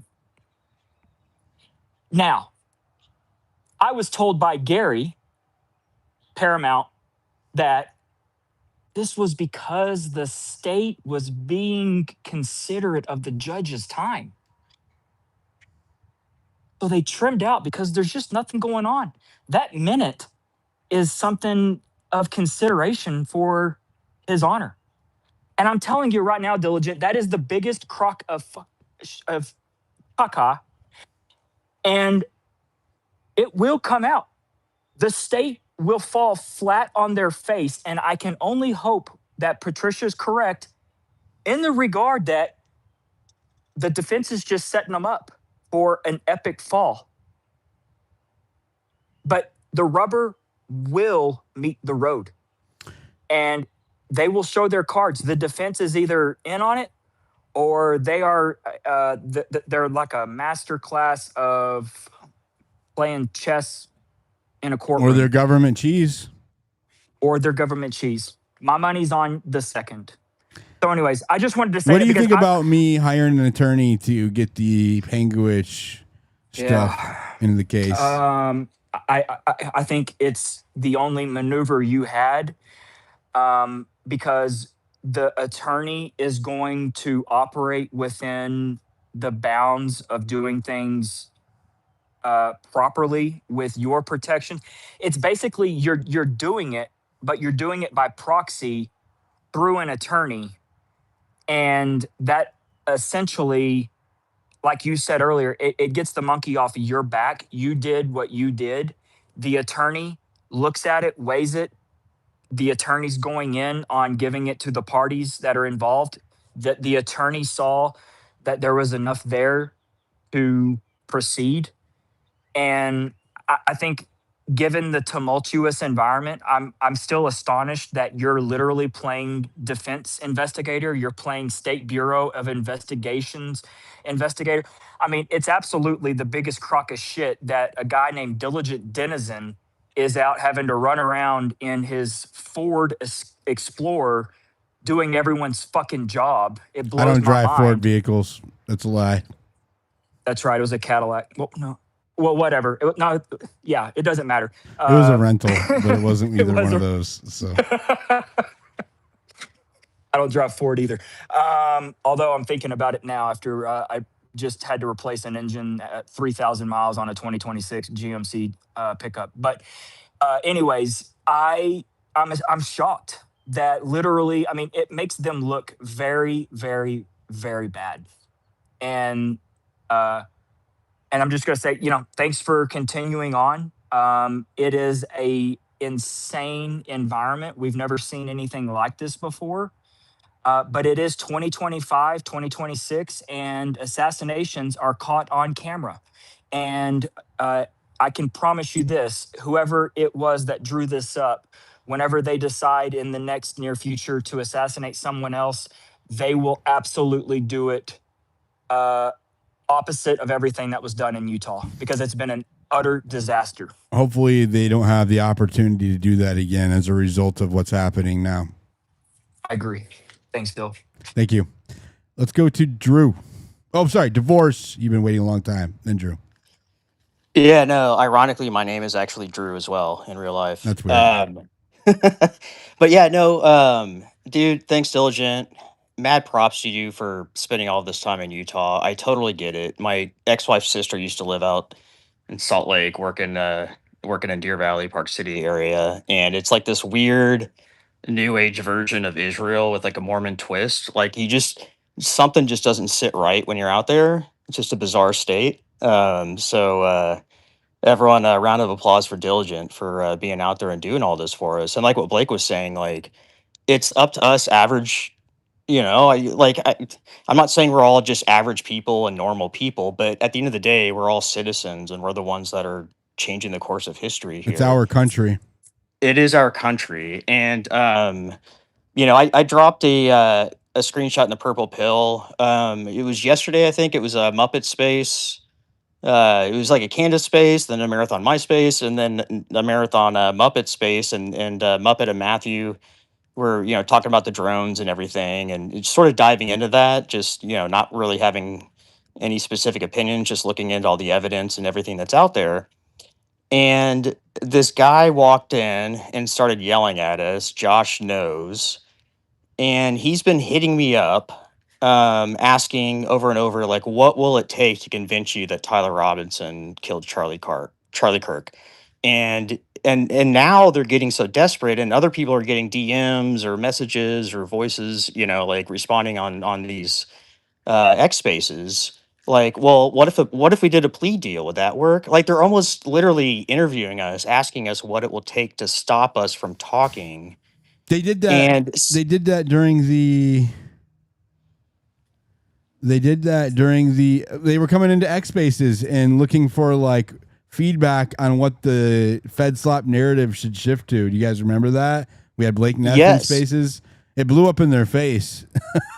well, and they're Horrible hitting us idea. up in our DMs and on public comments, as replies. And so it just, I've been through a lot in my life. I've seen way too many false flags going back to my childhood. So it gave me the creeps, like there's something going on here. So, one of my questions for any attorney out there is, if they convince him somehow, because again, this may not make sense to a lot of people unless you know how Utah works and the people that are born and bred there within that system. If he does take a plea deal, say on some conspiracy charge, which I don't Statistically, know. he has a higher likelihood of making a plea deal than any other outcome. Like statistically, the numbers point to that. It's a fact. Yeah. And so that's where they're turning now, right? So if he does do that, where does that leave the conspiracy? And I say conspiracy not in the conspiracy theory term, because that's a FedSlop narrative that was made up during JFK. Like, we are literally positing or opining on theories that lead back to a literal conspiracy. It's 1984 Orwellian speech. But if he does take a plea deal, where does that leave everything else with everybody else that potentially is involved? Because if we're talking about, like, the reverse footage on the video, and add up countless other items, like, how do we as American citizens, whether it's our FBI and or the state of Utah for tampering evidence, there's a lot of really strong, Mitch Snow, if you guys aren't following him, that guy he's a gift from God. He's speaking up right now in ways that is destroying his life. I'm I'm a much smaller pawn in the system relative to him, but I've literally been doxxed and have dealt with all of that. And I also have a son that's a teenager, and I want to leave this country in a better place. Like, I want to get to the point where everything is normal, like, not again, because my whole life actually has never really been normal, but it should, but like, to get back to a place where we are actually sovereign citizens and our representatives represent us and actually know that they are our employees and we are their employers and not the other way around. And if we can get to the point where, like, we can all live a good life and go to Vegas and see, like, midget dancers of Gary and Ben Shapiro, like, fighting in the streets for street performance credits, that would be amazing. But yeah, I guess that's my main question for any attorneys out there. Yeah, I work with a lot of attorneys, but I'm not a What's the licensed question? attorney. But It was oh, kind of a sorry. long.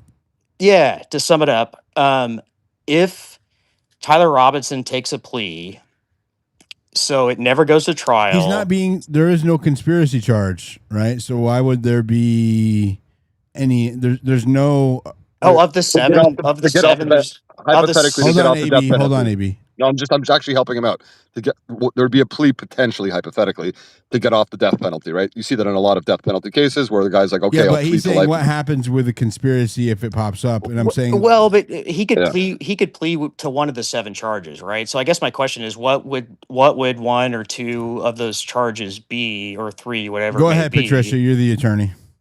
And then my second question is, how do us as citizens, with the evidence that we're gathering now, much to the thanks of you, Diligent, how do we take our federal government and our state governments to trial? One thing at a time, brother. What you're talking about is an enormous question that I am not qualified to answer. Something that we as a society have to collectively answer ourselves. But the framework is there. The founders gave it to us. So I would just lead people to get acquainted with the Federalist Papers, with the Declaration of Independence, and the Constitution. Patricia, do you want to answer Divorce's question? Sure. With regards to the plea, at least, the other part might be a little over most of our. Um, with regards to a plea, I think part of it depends on what he would cop a plea to. Does he cop a plea to conspiracy?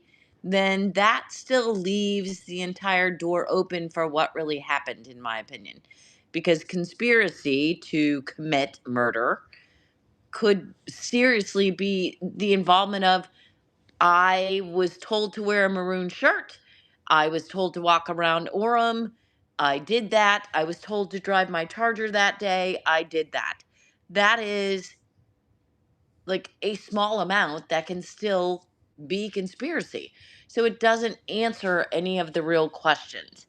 I've looked into this and I can't say I've exhausted all avenues, but I've looked into it quite a bit as far as, are there any options for citizens to intervene? There is a process by which, in certain circumstances, people can intervene in a case. And Amicus unfortunately, brief. pardon me? Amicus brief. Possibly, but generally you don't see those on a state level. You see those on an appellate level. There's no standing for us as just citizens who are mad and who see some sort of conspiracy going on in our faces. Again, with regards to the plea, it all depends on what he would take a plea to. If he takes a plea to murder, then my guess is, again, total guess, the FEDsloppers will be like, game over, done. He pled to it. He admitted that he did it, and now it's over. If it's a conspiracy type plea, that doesn't really answer any How could you questions. plead to a conspiracy if it's not a foundational charge? I don't understand why we're kind of like we're making a leap for him to plead to a charge Huge that leaps. is not even adjacent to the table. Huge leaps. Huge leaps. I agree. They're huge leaps. The narrative is that he's a lone gunman, so I don't the possibility of him, pleading to conspiracy, I think, is not even possible at this point, given the nature of the charges. He would need a charge where that is listed in the charging documents, which they're not. So I don't know. No, you're right, and that's not one of the 7 charges, if I'm not mistaken. No, it's not. But It is but not. but if it was He is one charged of with aggravated homicide, aggravated murder, actually, 2 counts of tampering with a witness, 2 counts of there's 2 other counts there. It's something like tampering with a witness, right? It's like tampering with evidence. It's I think. violence in front of a No, minor. that's the last charge. That's the last Right. one. So two. Okay, so it's aggravated murder, which is the death penalty charge. There is 2 counts of tampering of a witness, 2 counts of tampering or destruction of evidence, and then there is a committing violence in the presence of a child. and if Hey, but if we get Andrew evidence, Wilson, if you're listening, that's how it's done. I was going to say, speaking of Drew, Smoke Drew boy, those are the 7. Last comment, and I'll mute going forward. But like, it seems like we have evidence, and maybe there's more work to be done, but that the state and the prosecution has been tampering with evidence. Yeah, I mean that's again, And- you're talking about holding the state accountable, which is a whole nother ball of wax. Yeah, right now that's yeah. yeah. That'll be another space for another day.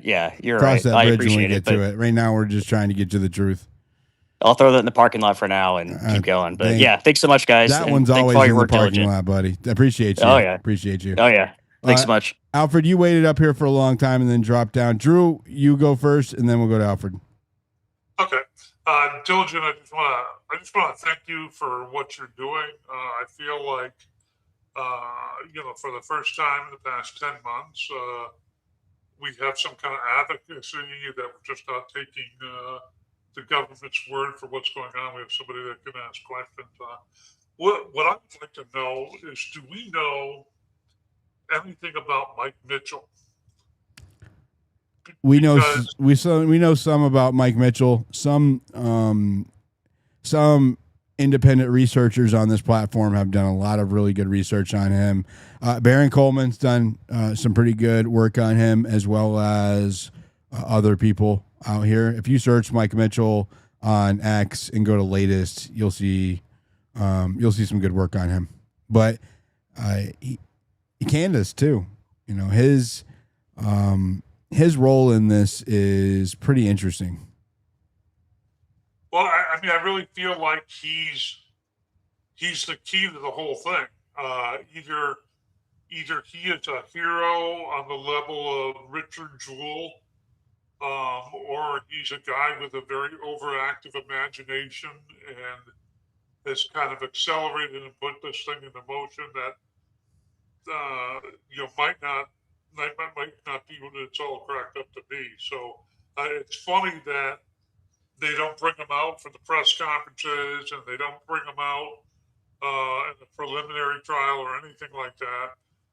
It's just his hearsay, which is fine, but there's just no more information, and everything hinges on what this guy has done. We talked last week about informants and putting pressure to get something. We don't know. Did Mitchell have a relationship with some of these characters like Lance or George Zinn or anything like that? I am unaware of any like tangential relationship between him and anyone other than Tyler Robinson's family through the church. If there's more there, maybe other people have dug into that.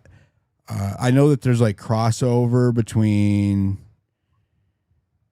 I don't know if it was that. No, that was Brooksby. So yeah, I'm not really sure. I can't answer that question. All right. I guess tonight we're kind of keeping it focused on Lance.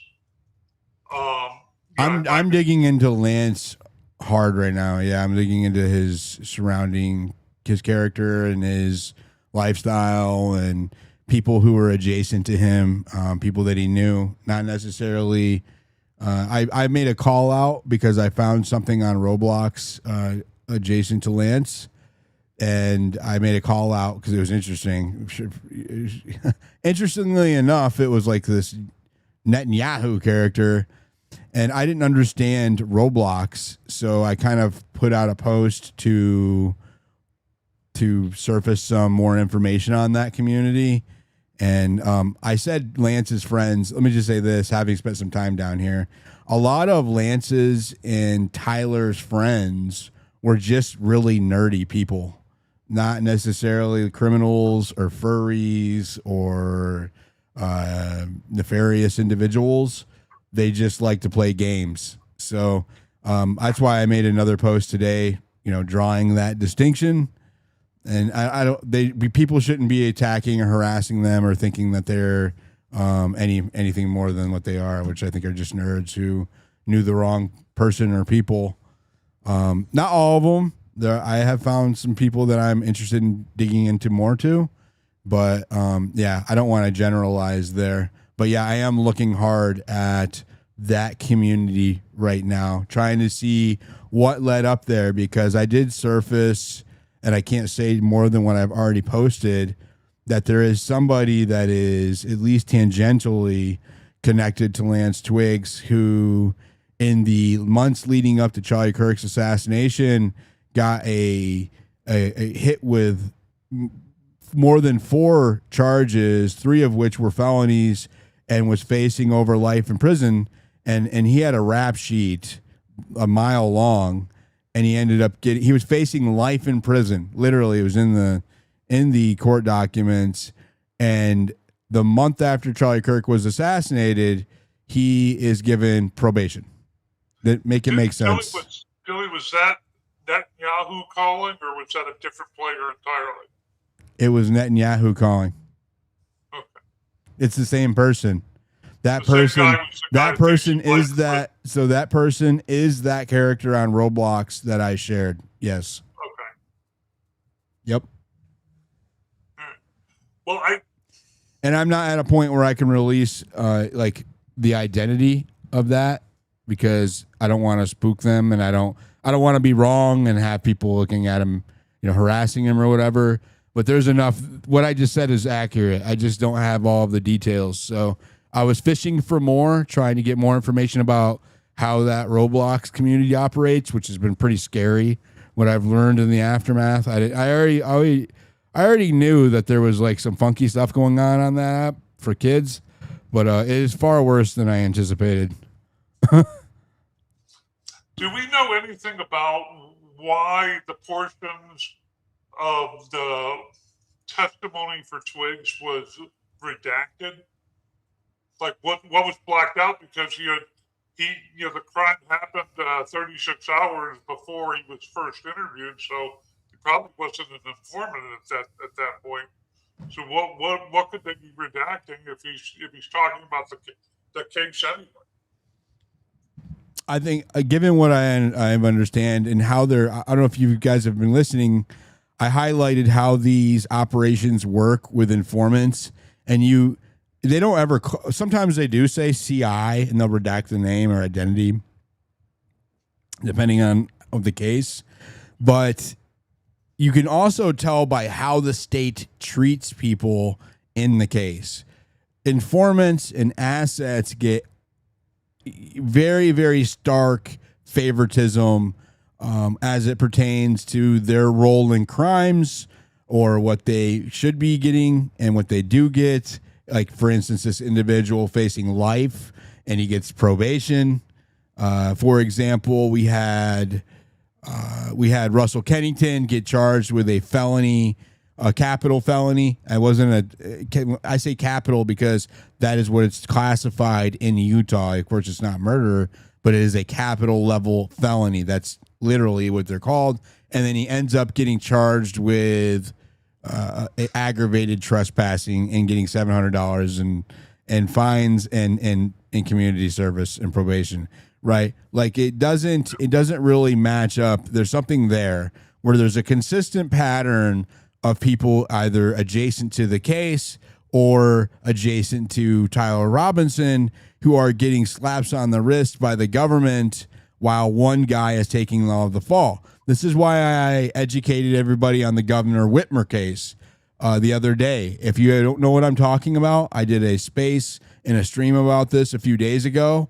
Please, I know that there's a lot of grok use. That's just because I wanted it an objective, like third party to read you the facts of the case, so you didn't think I was giving you a biased narrative. I was just asking questions and letting it answer it for itself. But anybody can go look up the details of the Governor Whitmer kidnapping case, which was pretty much a fully scoped federal operations where they used and built chat rooms and groups and communities on Facebook to entrap people into this plot to kidnap Governor Whitmer using FBI assets, informants, undercovers. They had full romantic relationships built over time to give it legitimacy. They infiltrated these people using full scope surveillance of their lives online in real life. They had bugged the shooting range and where they went to, and then their garages and their homes and trash cans outside. And then they used the information from the surveillance to craft infiltrators that would be accepted into the group. And then they ended up, I think it was 13 individuals that ended up getting hemmed up in this case. And over half of them, if not all but two of them actually, ended up having their cases dismissed because of how atrocious a lot of these things were as far as the government's role.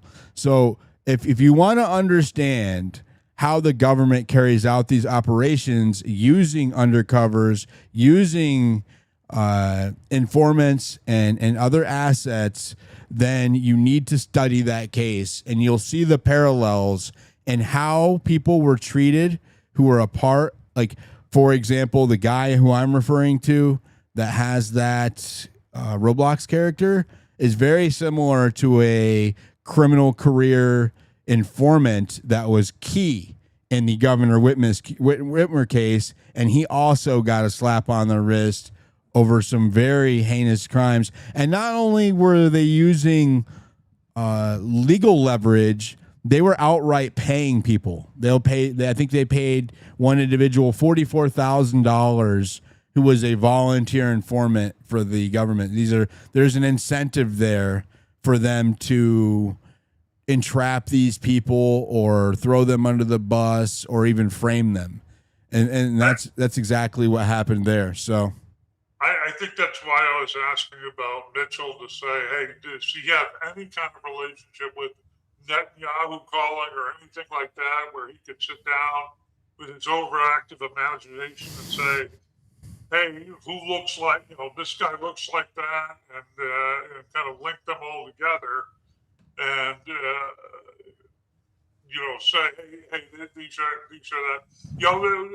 You brought up the Whitmer case. Is that why Lance gets the favorable treatment where they give him the alibi of having long hair? So he's the guy with long, and they let him wear his hair over his shoulders so that everybody could see he's the guy with long hair. So he could not have possibly done this thing. He's got super long hair, and they let everybody see that.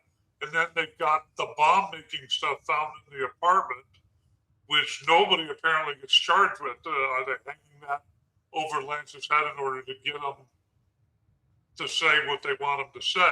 It's part of their incentives. I agree. Thank you, Drew. We're gonna go through the rest of these hands. We'll have a little bit more of a conversation. I'm gonna wrap it up here in about 20 or 30 minutes. Let's see, Alfred, you're next. Go ahead.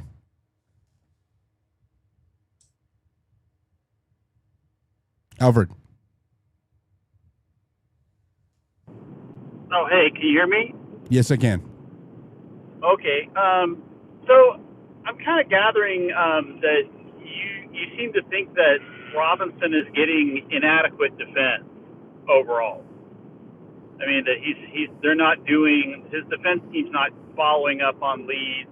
They're not doing, for example, I'm thinking that he has to, if Robinson was at Penguich eating a meal the night that Kirk was assassinated, he has to have told that to his defense team. I mean, how do you know that? Well, why wouldn't he? I don't know. What would be the reason he wouldn't tell them that? I can only go by what I have evidence for. I don't have any evidence that he has told them or not told them anything, and we can't prove a negative. So you don't think that he would have told them that? He may have told them that. Doesn't mean that they've acted on it. Right? Well, you have no evidence. That's what I'm saying. You're making an assumption there that he has told them that. And okay, let's assume that he has told them. Doesn't mean that they've acted on it. Right? No, you would have to make another assumption to draw that conclusion. So how many assumptions are you going to make in your chain of logic? Well, I think an easy one is that he would have told them that, and I think. So there's one assumption. Okay, so I would think that what do you think the reason would be that they haven't acted on it yet? Like, are you just gonna Are you are you making an assumption that they've chosen to act on it, or they have acted, or they haven't acted on it? What are you assuming here? Well, no, they have apparently not acted on it, insofar as we know for a fact that nobody's contacted these restaurant workers in Penguich, right? That's correct. At least, right. Hold on. Just for clarity, though, that was in July, and that was over a month ago, and so things may have changed since then. I haven't spoken to that particular witness since that interview, and it went viral.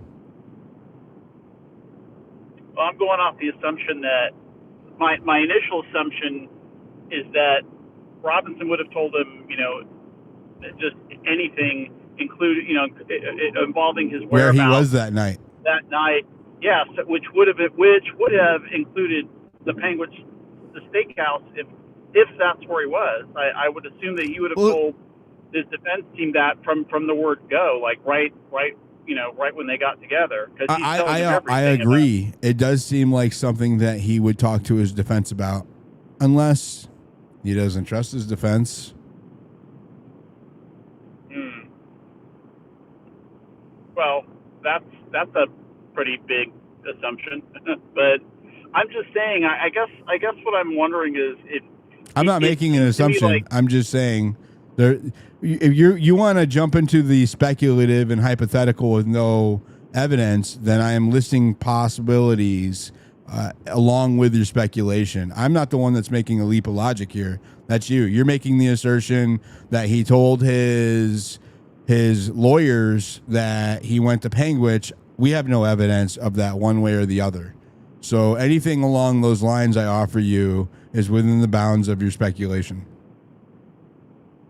Yeah, but I don't think it's such a huge leap, though. I mean, like I said, if he went to Penguich, I think it's a safe bet that he told his defense team that he went to Penguich by now. I mean, before you said that if the credit card didn't belong to him, that they wouldn't follow up on it. But I'll ask you, why didn't they just say, because they've made many public statements in and out of court, why didn't they just say that we followed up on that debit card and it belonged to somebody else? I don't think they necessarily would say it unless it changed the case dramatically.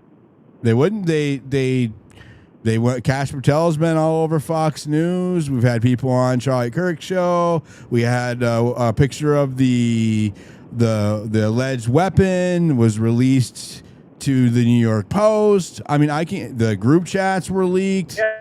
I can give you a litany of examples of them leaking and disclosing information pertinent to this case to the public. So if Penguich is such a big deal and you guys are hooting and hollering about this receipt, why haven't we heard something refuting it? Well, that's what I'm saying. It's like I don't think we necessarily would I don't think they would necessarily leak their strategy or things that they found unless somehow it potentially impacted the case in a dramatic way or something. You know, like if there was something that like altering the timeline. You're actually giving credence to why they wouldn't. Well, you just said it yourself. The defense isn't the one who introduced Penguich. Other content creators and people are the ones who are introducing Penguich. I'm saying that I'm just asking. Actually, I mean, my call today is do you think that Tyler Robinson would have told his defense team if he went to Penguich? And Sorry, I have to jump in. I have to. You seem to think that's did not a very introduce large Penguich. assumption. Penguich residents introduced Penguich. Yeah, it was actually it wasn't even it was the restaurant employee and and someone and it was the people of that restaurant that introduced it. They're the ones that gave the tip to the FBI. They're the ones that called Candace. So it was not podcasters. Right. Nobody injected this into the story. It was Penguich. It was the workers at Cowboy Smokehouse who reported that information. Right, but my point is that it's not that the defense didn't leak that came out via those channels. It didn't. It's not something that the defense right. The FBI never followed up on it. Like right. Right. Nobody followed up on it. I mean, that's I followed up on it. The call today. No, I'm obviously that's what I'm talking about. Content creators and people like get that. You know, they've been talking about it. But my point is that I'm just wondering, like, if I'm assuming. I think we'll find out, Alfred. Did you see my pinned post? I'm sorry, what? I think we'll find out. Did you see my pinned post? I'm surely you're thrilled that all of that evidence is being submitted to the parties in the case by an attorney. Oh yeah. That you're sending it in? I've already done it. It's done. It's a done deal. Yeah. I understand that, but that's kind of tying into the call today is I'm just wondering why would you think that he would not have told, that Tyler wouldn't have told his defense team? We don't know that he didn't. Okay, but assuming that he did, maybe why would his defense? Well, I can give you if you want me to give you a plausible, logical answer to your question that would explain it. Maybe he did, and the defense team said, "Well, we're still waiting on the discovery to come, and that evidence could be in the discovery that we're waiting for."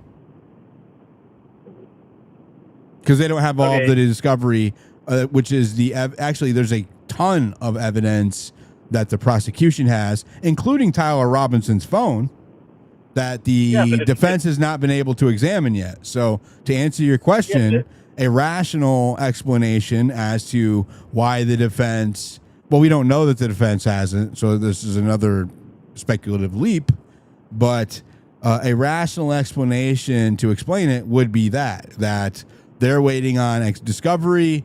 They told him, okay, cool, you say you were in Penguich.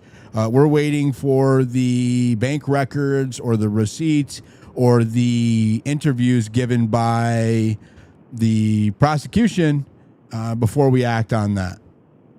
Yeah, but this is potentially, from what you've been saying, this is potentially exculpatory evidence. It is. Would not the defense want to at least follow up somehow with Penguich workers or somebody? If Tyler Robinson had told them, "Hey, I was in Penguich," I couldn't. One would think, Alfred, but if you've been listening to me as you came with your opening statement, it's government cheese, man. I don't expect the defense from government. I don't expect the best quality defense from a government supplied attorney. Right. that's kind of what I'm getting at then. If government supplied attorneys were the best quality, then what marketplace would there be for private attorneys? Nobody would ever hire a private attorney. We would always go with a government supplied attorney. There's a reason why private attorneys exist, why they're in demand, and why they can charge so much. And that is because statistically, they do a better job than a government supplied attorney.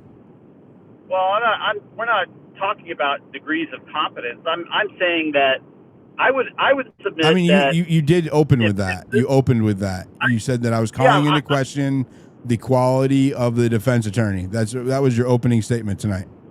Right. I guess that was my question was, do you believe that Tyler Robinson, I guess a better question would be, do you think that Tyler Robinson is receiving inadequate defense at this point?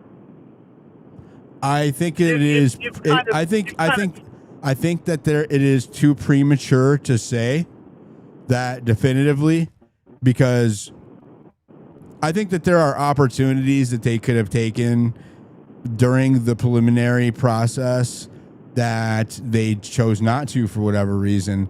I think that it is concerning to me that they did not at least send a PI to Panguitch to follow up on that, given that, like you said, it is potentially exculpatory alibi evidence, and alibi evidence is some of the greatest value evidence that you can provide in a defense. So I don't know why they wouldn't do that, or at least call. Where's the call? You didn't call? It was on Candace. The New York Post reported about it. The Post Millennium reported about it. All of the legacy media parroted this story in January. So they've had, we have February, March, April, May, June, July, now August. So you've had at least 6 months to investigate on this lead. Now they can claim that they're inundated. Maybe they didn't see it, and maybe it's in. I mean, there's too many possibilities. Really, it could be in Discovery. So who knows? All I know, Alfred. All I know is that evidence and more exact and precise and identifying evidence than what I released publicly, not just from the receipt and from the audio, because I included other audio that I hadn't shared, but also the identities of the people involved. All of that is now going to be given to the parties of the case. Does that mean that they're going to do something with it? No. Right? It might not go anywhere. That's always a possibility. But I don't know. But the defense has a duty. The defense has a duty to give their case, give their client the best defense possible, given the evidence that they have. And so, and the prosecution has a constitutional duty to provide the defense with any potentially exculpatory evidence per the Brady rule.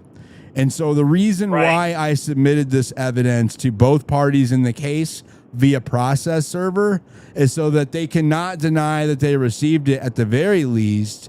So even if they don't do anything with it, it can be looked at later, and there is a chain of custody and a paper trail there for legal analysts or appellate courts or the judge or whatever to look at later. I've done my part. It's out of my hands. Right. I would just submit. I mean, I'm Tyler Robinson, or I'm someone, and I'm being tried for a capital crime, and my life is on the line, and I give my defense team what I believe and what everybody else believes. Apparently, a lot of people believe, decidedly, is exculpatory evidence, which proves that I didn't confess to the crime, and they haven't followed up on it. They haven't interviewed one person or talked to anybody from the restaurant or the place where I was at that basically clears me. Basically, I'm losing my mind.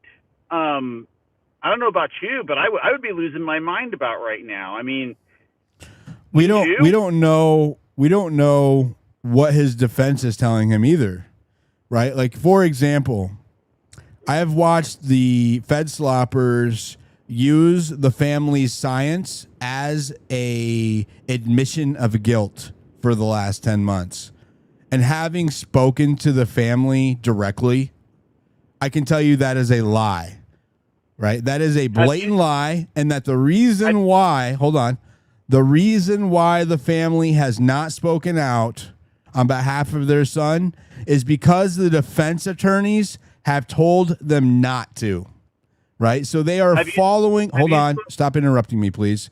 They are following the instructions of the defendant's attorneys, right? You have no idea what the defense is telling Tyler Robinson. So if the defense is telling the family to either do something or not do something that is actually prejudicing the jury pool, which it is, since TPUSA, the Zionist lobby, all of the FEDslop shills, all of the Con Inc. shills are broadcasting that the family thinks he's guilty and turned him in because he confessed that lie over and over and over and over for the last 10 months, that I've seen legacy media parrot and I've seen the new media parrot, and it's a blatant falsehood.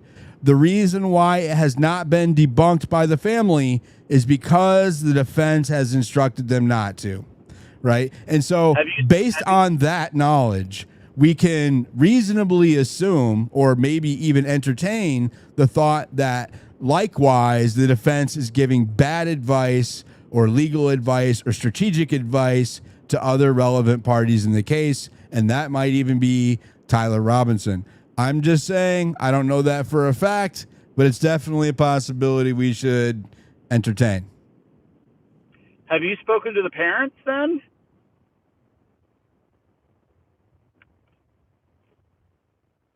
I think I've said as much as I'm going to say. I mean, well, when you said you spoke to the family, like, did you speak to the parents or did you? I've never said that I spoke to the parents. I would actually avoid speaking to the parents as much as I could. I've been using an intermediary in the family. Okay, but it's the parents that are in the charging documents. You know, they're the ones that are in there. Yeah, but it's interesting. Does it say that he confessed in those charging documents to his parents? Let's just go with that. No. Does it say that he can? Does it say that he implied or that he confessed? Here's a hint. No. He basically indicated that he was the one that did it, and that's he basically. So the reason why he's using loose language is because the answer is no, right? If we have to translate the facts to make it suit a narrative, the answer is no. The fact it's a factual matter, right? He did confess or he didn't confess. The answer is that he did not confess. And there's been no evidence presented that he confessed. Where if he confessed, where were the parents during the hearing? Why weren't they subpoenaed? They were in the courtroom.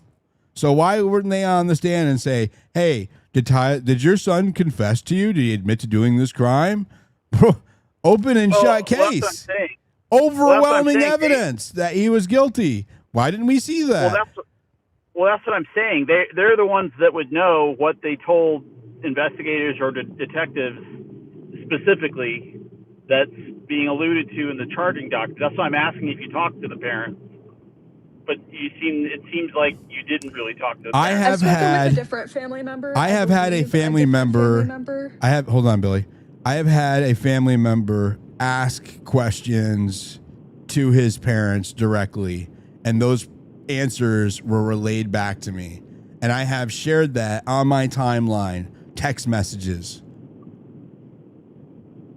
Are you doubting it? I've spoken with a different family member. Are you? Hold on, Billy. Hold on. Are you doubting it, Alfred? No, I'm not doubting that you did that. I'm just trying to clarify. You didn't speak directly to the parents. You spoke to the parents. The parents are saying that he did not confess. I'll even go as far to this. Tyler Robinson told his parents that he did not kill Charlie Kirk. Not only did not confess, but conversely denied doing it. That's the truth. And people just have you been, saying it, hold on, Diligent. don't talk There's over no me. evidence of that. People have been lying, saying the opposite for 10 months, right? And because of the defense's advice, this has gone on unchallenged for 10 months until it was accepted as fact. That's the problem with the strategy here. Okay, I'm just clarifying though that the parents themselves didn't tell you this. You got this. I didn't ever said when did I say that? How many times did I have to say it? I've said that numerous times now. I have never spoken to the parents directly. Not once. Well, you said you spoke to the family. You kind of left it open. The family that What is ambiguous here? I just explicitly told you what's been going on. Explicitly. There's no ambiguity there. So you don't know what the parents actually say or think. You know what someone told you.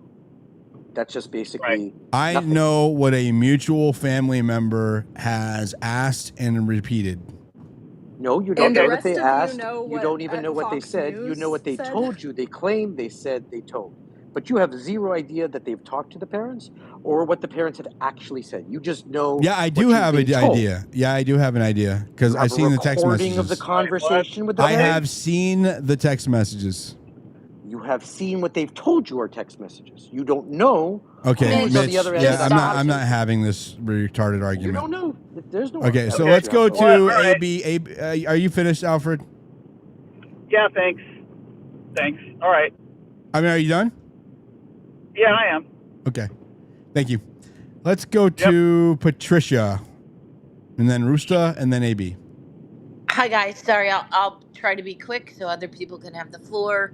I just wanted to go back to the plea and want to make sure that everybody understands, although he is currently charged with 7 charges, that doesn't mean that lesser charges are off the table for a plea. All they have to do is amend the charging documents. So they can, in fact, plea to something lesser that's not in there and still reach a plea agreement if they want to.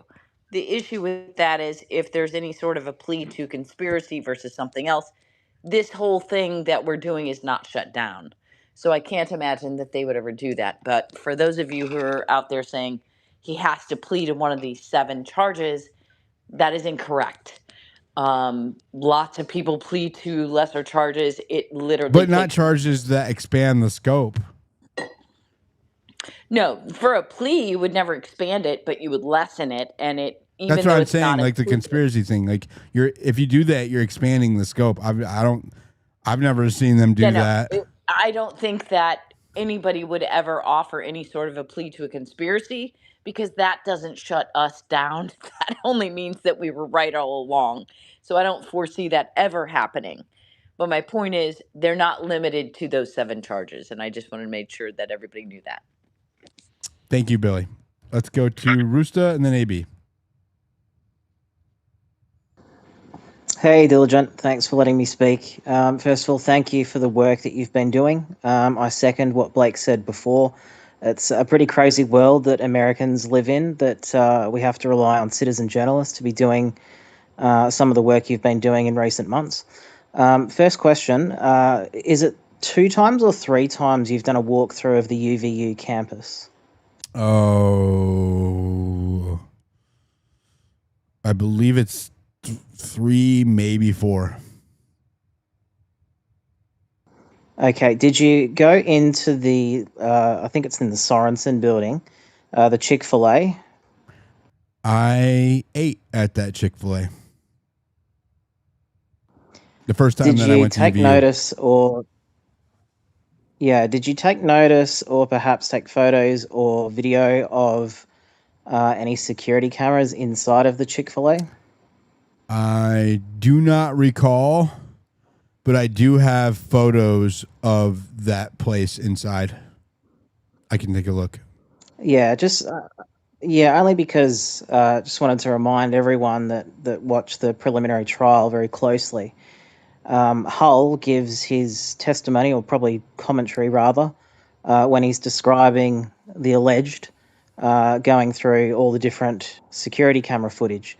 And I think he actually uses the word tracked or tracking through his descriptions, which means they were clearly focusing on the alleged Tyler Robinson both arriving at campus and leaving the campus, because if I'm not incorrect in stating he was off campus for about an hour and then he came back in different clothing, that they were tracking him. And the whole purpose of the preliminary trial, which it's actually good Patricia's here, because I think a couple of weeks ago you had Patricia and Octavia just educating people on the purpose of the preliminary trial, and it really being a showcase of evidence from the prosecution, because the whole purpose of the preliminary trial is essentially to bind over to a full trial, which, we're going to find out if that happens. But you would think that, I think one of the questions asked in that space a couple of weeks ago was to both Patricia or Octavia, one of the two, was is it possible that there's any smoking guns that the prosecution are holding on to in terms of evidence that was not shown or given during the preliminary Absolutely trial? possible. And I think that the answer that it is possible. Okay, because I was under the impression that the whole purpose is to show the strongest possible evidence so that you leave little room of doubt that this has to be binded over to go to a full trial. Strategically, it seems like you would. Because this is your chance to prove that he did it before there's a jury. You can prejudice the pool if you want, like legally, right? Like if you show overwhelming evidence that it was Tyler Robinson, now would be the time to do it, because it would be all over the news, like we saw with the quote unquote 4K image, 4K footage, right? We would have seen that, and it could have been real. Yeah, because the biggest strength that I think that the defense has is essentially arguing the identity factor, because obviously from what's been shown throughout the trial and through all the commentators that have covered this case in extreme detail, is that no one can clearly look at that footage and definitively state that is the real Tyler Robinson, not even his alleged boyfriend when he was giving his testimony. So I guess the purpose of coming up and just reminding people about the fact that he apparently ate at Chick-fil-A, most fast food restaurants generally with, I believe particularly at actually university there campuses, is a camera behind the counter of Chick-fil-A, if I remember correctly. I'm not 100% positive. Yeah. I'm like 80% positive there's a dome camera there. Yeah, up in the so corner of the I ceiling. just wanted to remind people. Yeah, I just wanted to remind people that, particularly at a university campus, but not even if it was a uni campus or not, doesn't really matter. Generally, you're going to have fairly young people working at on registers at the checkout. Not all the time, but just generalization at a university. And one of the things you'd want to do as the owner of that establishment would be to make sure that there is some kind of security camera that's at least covering the register for anyone potentially stealing from the cash register. So I would have thought there would have been a lot more footage, but at the very, very least, the fact that they actually mentioned Chick-fil-A, that we would see something very close up of the alleged in whatever clothing he was supposed to be in at that time on the camera inside of Chick-fil-A. So the fact that we haven't seen that is quite bemusing.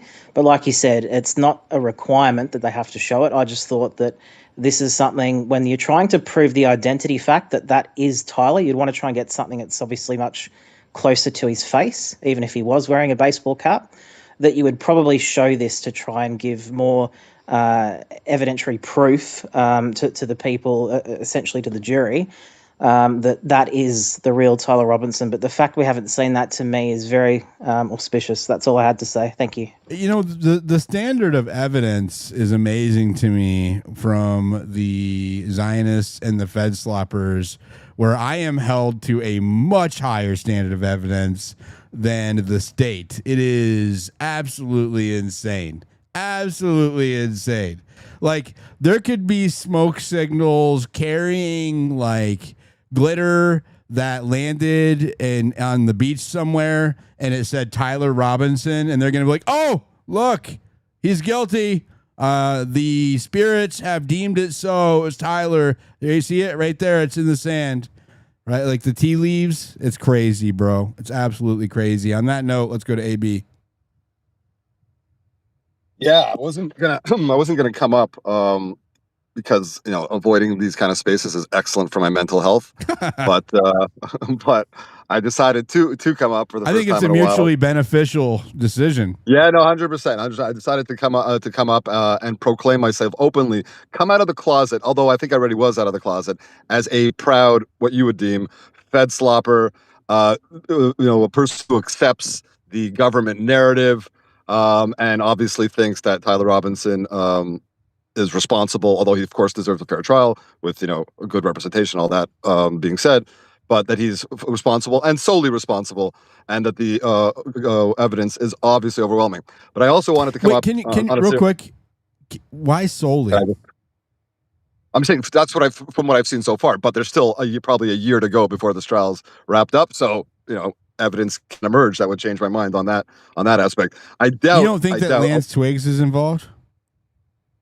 Only in like the cover up, right? Only in terms of like what's the charge that he has in terms of tampering with evidence, right? Because two of the charges related to Tyler are like basically asking Lance that make to do him such an and such. accessory after the fact?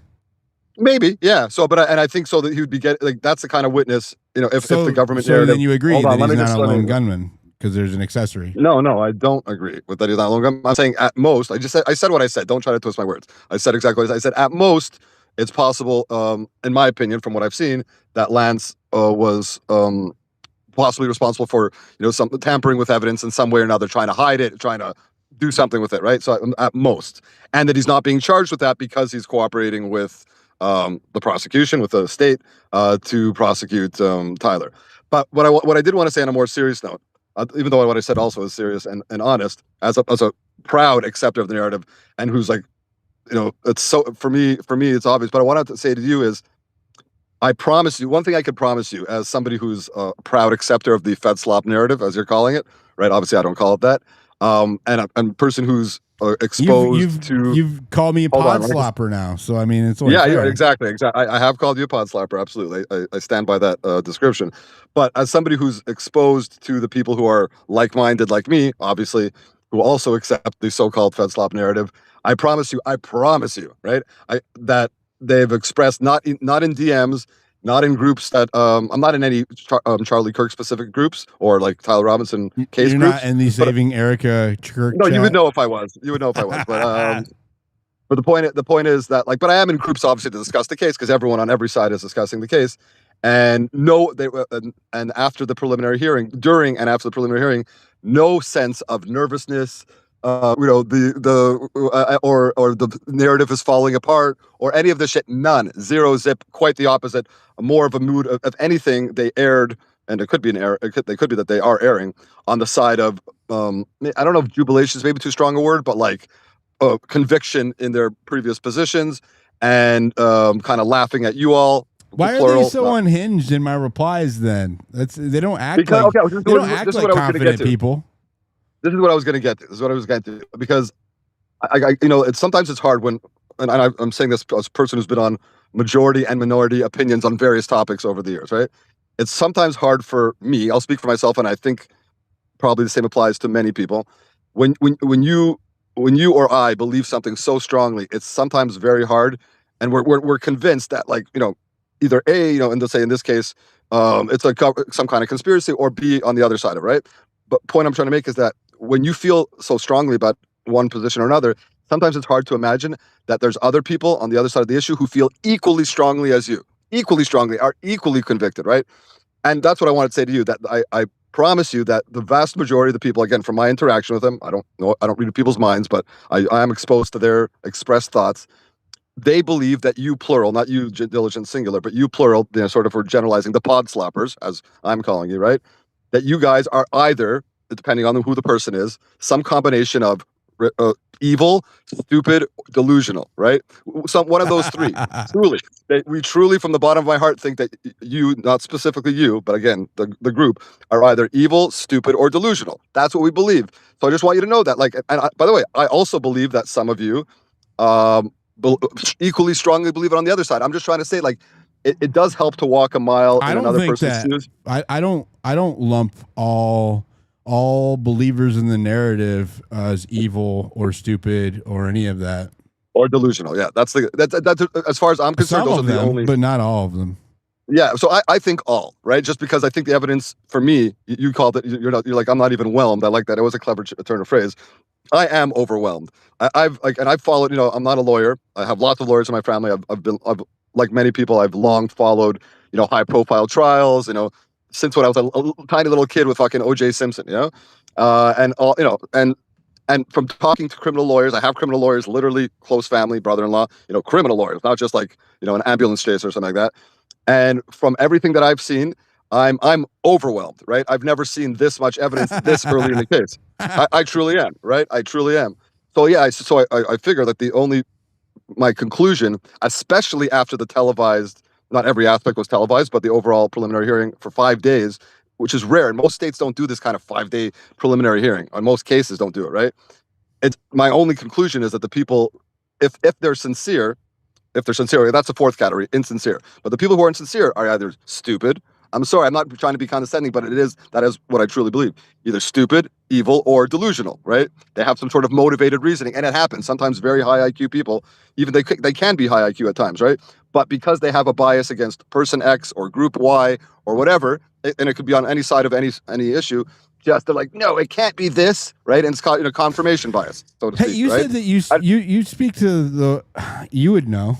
Have you met a Zionist that doesn't believe the official narrative? Just one. Have I met a Zionist? I mean, I don't Have really you like. met one Zionist who does not believe the The Fed answer is narrative? I'd have to think about it. I'd have to think about it because I don't know, because like those categories are so separate from me, and the debates are so separate from me. You just said that you were in the know, that you talk to all of these people, you surround by them. I get attacked by Zionists defending the Fed narrative every day. So I'm just curious. Have you ever met one that doesn't believe the Fed narrative? Come to think about it, now that you're asking me about, and one of the group, I'm in a group chat of like I guess anti-Trump conservatives is the way they would describe themselves, and maybe some of you guys. I'm not anti-anybody except for pedophiles. You've become Trump. I'm not even criticizing it. I'm just saying you've become, let's say, Trump skeptical or Trump whatever. You don't like him. Yeah, that's fine. I'm no longer a Kool-Aid drinker. I can agree to that. I'm not judging you for it. Like, and I used to be myself years ago a quote unquote never Trumper, before he ran when he was running in his first term. So again, I'm not judging people for it. You can like. I was never a never Trumper. I would never. I was super. I was like borderline unhinged about it at a certain point 8 years ago, or 9 years ago. Is this a really long way of saying that you've never met a Zionist that doesn't believe the narrative? No. I was getting to it. So I'm in one group chat of people who are like never describe themselves as never Trump conservatives.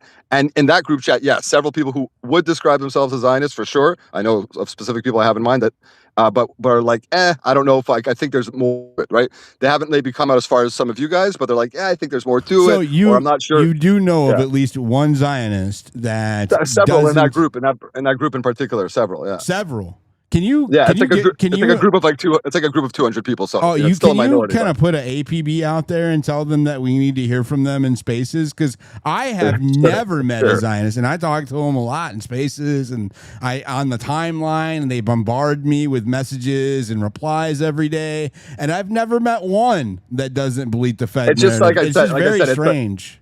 It's you trying to conflate like two very different types of subjects. Like one about whether it is a commonality amongst ideology, right? No, it's an example of what I was talking about earlier. Like, first of all, I did answer your question very directly, but second of all, you called me a FEDslopper. I'm just calling out. I do. And you call me a FEDslopper. Yeah, and I haven't met a Zionist. Listen, if I have to not pick, a FEDslopper, that's my point. Honestly, bro, I'm just saying. Like for me, it's like. I laugh. So my favorite posts of yours, in a sort of like chuckle to myself way, right? And you see, I don't get unhinged on you, but my favorite posts of yours are like the ones where you're like, oh, the walls are closing in. The truth is, it's all falling apart. That's when I laugh my hardest. I swear to God, sincerely, because me and the people who believe like-minded have never been more convinced and less worried about what the ultimate outcome would be, right? It's just so obvious from the Panguitch thing is such a weak sauce. Like, oh my God, it's the weakest of weak sauce, right? It's like, there was an article in Fox News about it, as you kind of even alluded to it, in January. This is a known thing, and the owner himself said that he was interviewed, the machines were looked at, and that 2 of the servers, including one of the girls, unnamed girl, who supposedly served them, were interviewed. This was in January, so like 7 months ago, or whatever, 8 months ago at this point. And the idea this is some kind of breaking news. Do you think that, AB, you've known me for a while, do you think that I would go through the trouble of submitting their interviews and the adjacent or contextual evidence of that, and go through the trouble of meeting an attorney and seeing if it's worthy of sending in, and then actually going through the process of having it submitted to the parties in the case if I didn't think it was credible? I think that you believe it, right? So, because like I do know you, and you've been, you've been nice to me, and I've been nice to you, right? And I do like to believe the best about people, unless it's like proven otherwise. You don't need I'm not asking you to give me any kind of grace here. I'm saying, do you? I do want to give you grace from the point of view that this is some kind of stunt, and I don't really believe that any of that information is worth submitting to the court. Okay, can I answer the question? Yes. I believe that you believe more or less what you're saying, right? More or less, but I believe it's also a stunt. So it's both, I guess, right? It's a stunt, like you do want to have content, right? And sort of get some clicks. I had content before this case. But I also do believe that more or less you believe the broad strokes of what you say and what you put out to the audience. But I just so I put you therefore in one of the other categories that I mentioned, like kind of like confirmation bias, delusional. Like it's just so hilarious that you watched 5 days of this from like uncontested, multiple confessions to basically uncontestable. The fact that his DNA was at least one of the DNAs on there, to the fact that he was seen in open court, even in the enhanced video, 4 times. And I reckon, and to me, again, maybe I'm being delusional, so anything's possible, but I saw him 4 separate times. To the fact that we had witnesses claim, although not in view, because the defense correctly, from their point of view, suppressed it to the public. Various witnesses saying, "Oh my God, once I saw the enhanced shit, like there's like it leaves no doubt." Are you really right? touting the 4K thing? I think we have enough evidence now from my criminal defense lawyer brother who practiced in New York, criminal defense law, like defended rape, not rapists. Is he also like other a Zionist? Let me talk from my criminal defense lawyer. He said that he thinks that the preliminary hearing. Oh, I did want to. As a side I'm not saying that as a mark against Zionists. I'm asking if he's biased by that ideology. Well, he has the same opinion as he has similar opinions as I do on that. Although he's more moderate than I am, but that's regardless. But I asked him to evaluate it. Like I challenge anybody to present me with a Zionist who does not believe the FEDslop narrative. I'm putting that out here now. I'm putting out a challenge. Okay? How do you get the gun on the roof? I'm putting out a challenge. I would love for someone to present me with a genuine Zionist who genuinely does not believe the FEDslop narrative. I want to have like a history of posts or replies that show them being skeptical. I need receipts on that. And I challenge you to put out a Trump superfan, like current superfan, who thinks it is FEDslop. Right? Like we could play this game all day. There's one that comes to my spaces regularly. The guy from Texas, the older gentleman, the bald guy. Oh my God, why am I slipping? Who is it, AJ? Okay. You guys who I'm talking about. He's like one of my favorite speakers. Are you talking about Jeff? Eddie is a massive Trump supporter, a diehard Trump supporter, and he has become skeptical of the official narrative. Okay, so let me make 2 other quick points. Just moving on. One about the lawyers you were talking about, and then about the evidence threshold for a preliminary hearing. Like I think is kind of a cheap rhetorical tactic on your part, maybe because you haven't looked into it. Even though I sent it to you, I think it was yesterday. His lawyers, right? He was declared indigent, okay, by the court, meaning he can't afford fucking representation, right? It seems to me, I think the implication is, but although I can't 100% prove this, but the implication is his parents are not, his parents or other family or other friends are not willing to front his legal costs or unable to. They're unable to. Hold on. Do you know how much a murder trial costs? I can answer. I'm not making fun of them. I'm not making fun of them. I'm just saying. Let me answer your question. Let me answer your question. The willingness to, like you're asking. I said willing or able. So I can decisively tell you that there were 2 things preventing him from getting a private attorney, and this is very concerning. One, the cost. Okay. The smallest retainer that they were given when they were asked was $100,000, and to expect $1 million or more in legal fees by the that's time it was expected. done. That's one. Yeah. Okay. Yeah. Two is that every attorney of private practice that was asked declined to take the case due to fear of retribution and reprisal by both the government and the public at large. And I have that. so let me hold on. I have Yeah, recordings of lawyers telling me this. Okay, and that part you're partially wrong. So, but let me get to. I'll I'm try to make it partially to wrong. I'll play I'll the tell clip. you why in a second. I'll tell you why in a second. But the point I was trying to make, and I'll try to be pretty succinct about it, is either due to being unwilling or unable, it doesn't matter. The point is he was declared indigent by the court. And so he doesn't even have public defenders. He was appointed. He has 4 lawyers, okay, and 3 of whom, because he's indigent, right? 3 of whom have a combined, I just looked this up, 115 years of fucking criminal law experience, okay? Each one of his 3, he has 4 lawyers. One of them is more of an appellate lawyer in case there's an appeal, with 12 years of Utah-specific experience.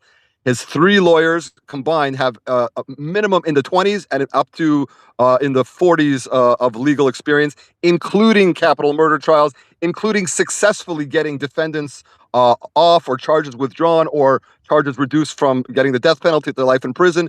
He has an insanely competent legal team that any one of us, God forbid if we were in this position, hopefully we never will be, would be honored to have them. I would never go out of my way to hire Catherine Nestor.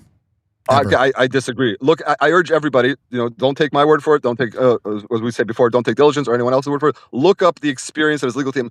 Also look up how long Catherine Nestor has been a salaried government employee of the Fed. Right. She was Look up something out on Monday, July 6th, on the first day of the preliminary, and she said J for jelly bean. J for jelly bean. Okay, whatever. I'm just saying, look up their caseload. She's had 9 murder trials, 8 or 9 murder trials that she's governed over, as has his the second lawyer there, as is the third lawyer. This is a crazy experience. And my point that I object to the most, that I think is like kind of disgusting on your part, is to turn a feature, meaning something good about our legal system, which is that we provide an attorney to you if you cannot afford one, and turn that into a reason to suspect his lawyers. By the way, anybody who's ever I'm not practiced suspecting them. I'm just doubting and You're critical of the stuff. quality of the representation. Okay. Because again, Fine. Is it your position? You've had plenty of unopposed time right now. Is it Not your really, position that government attorneys are the best quality attorneys? Is that your They're position? not. Every single one of them is a Is private it your practice position attorney. that government supplied I attorneys reject your are premise.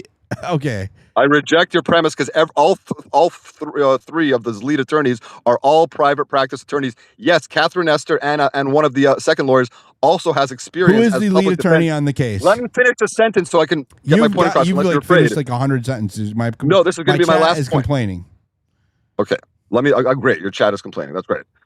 The point is that anybody who's ever dealt, he has incredibly 115 years of collective, just the 3 lawyers, and he has 4 lawyers.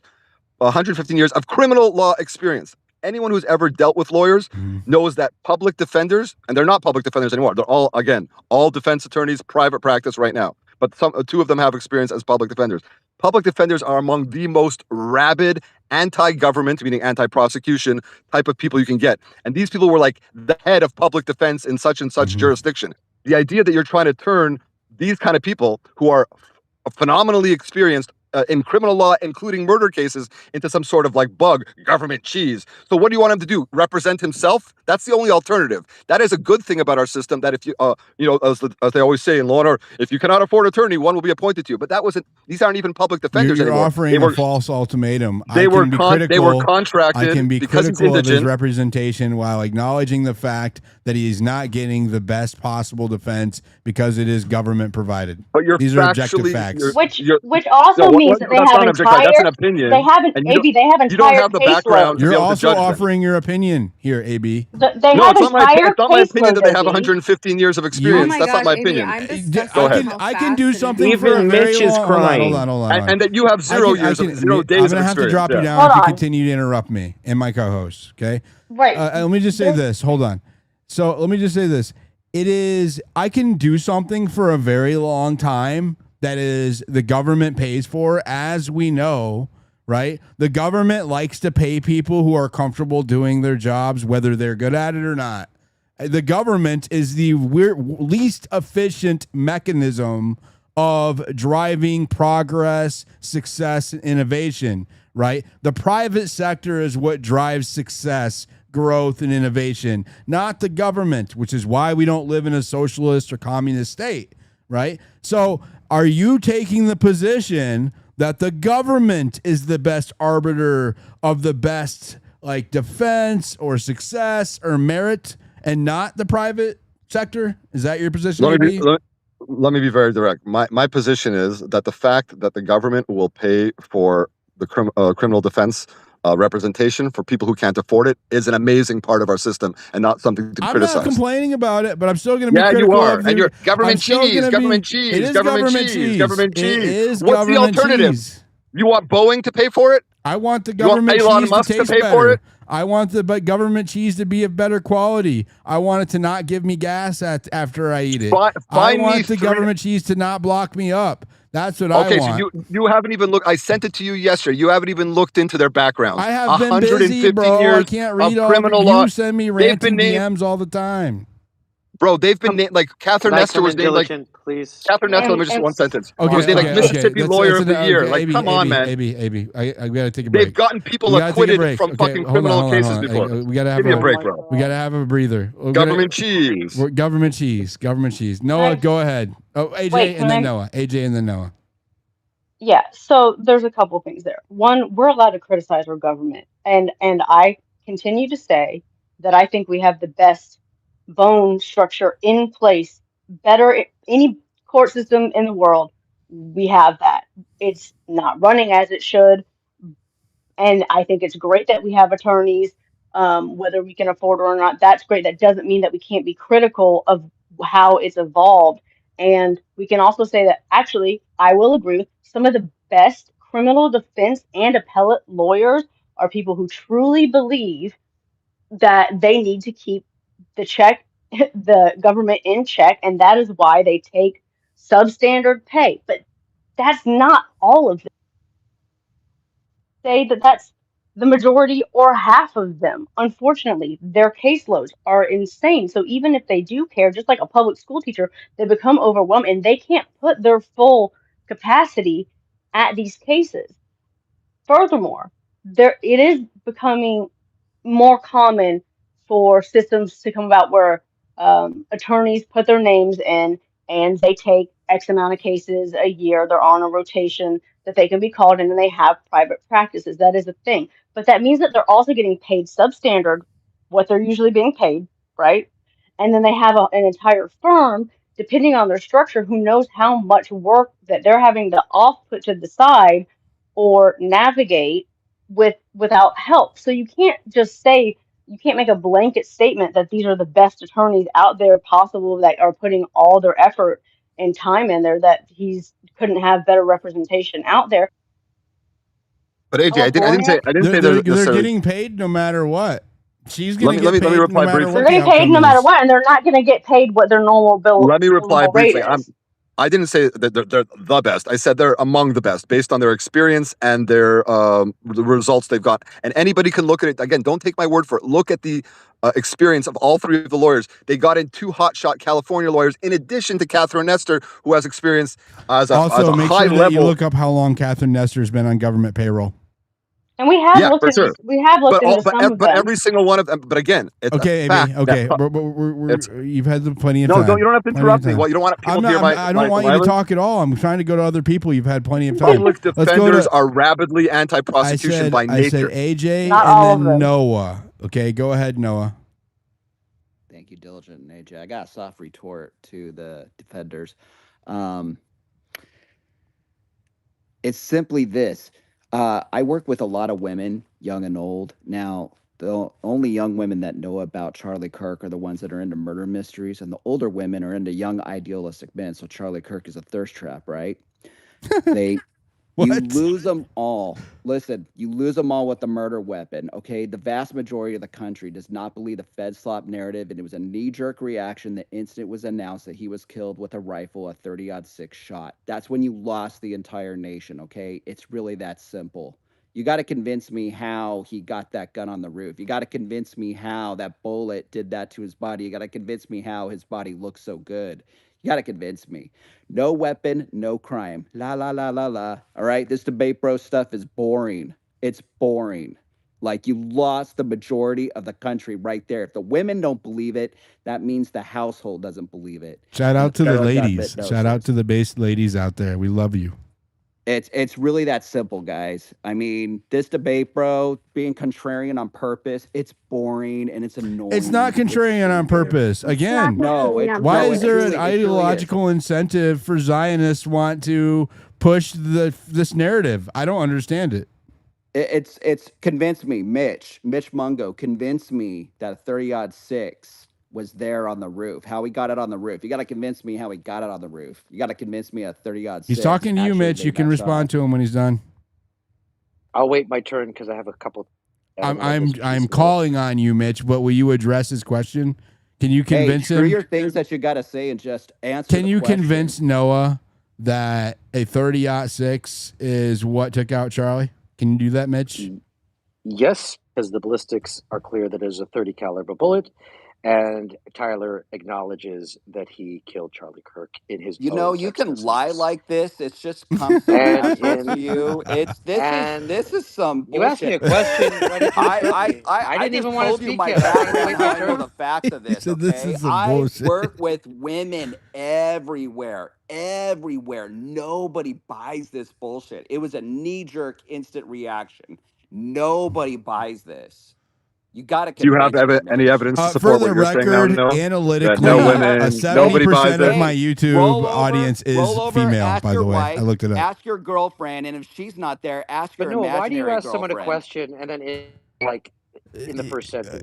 I didn't even want to speak yet. So I love ask me a Noah. question. Ask your and then imaginary me. girlfriend just if wait they my believe turn. this story. It'd be harsh.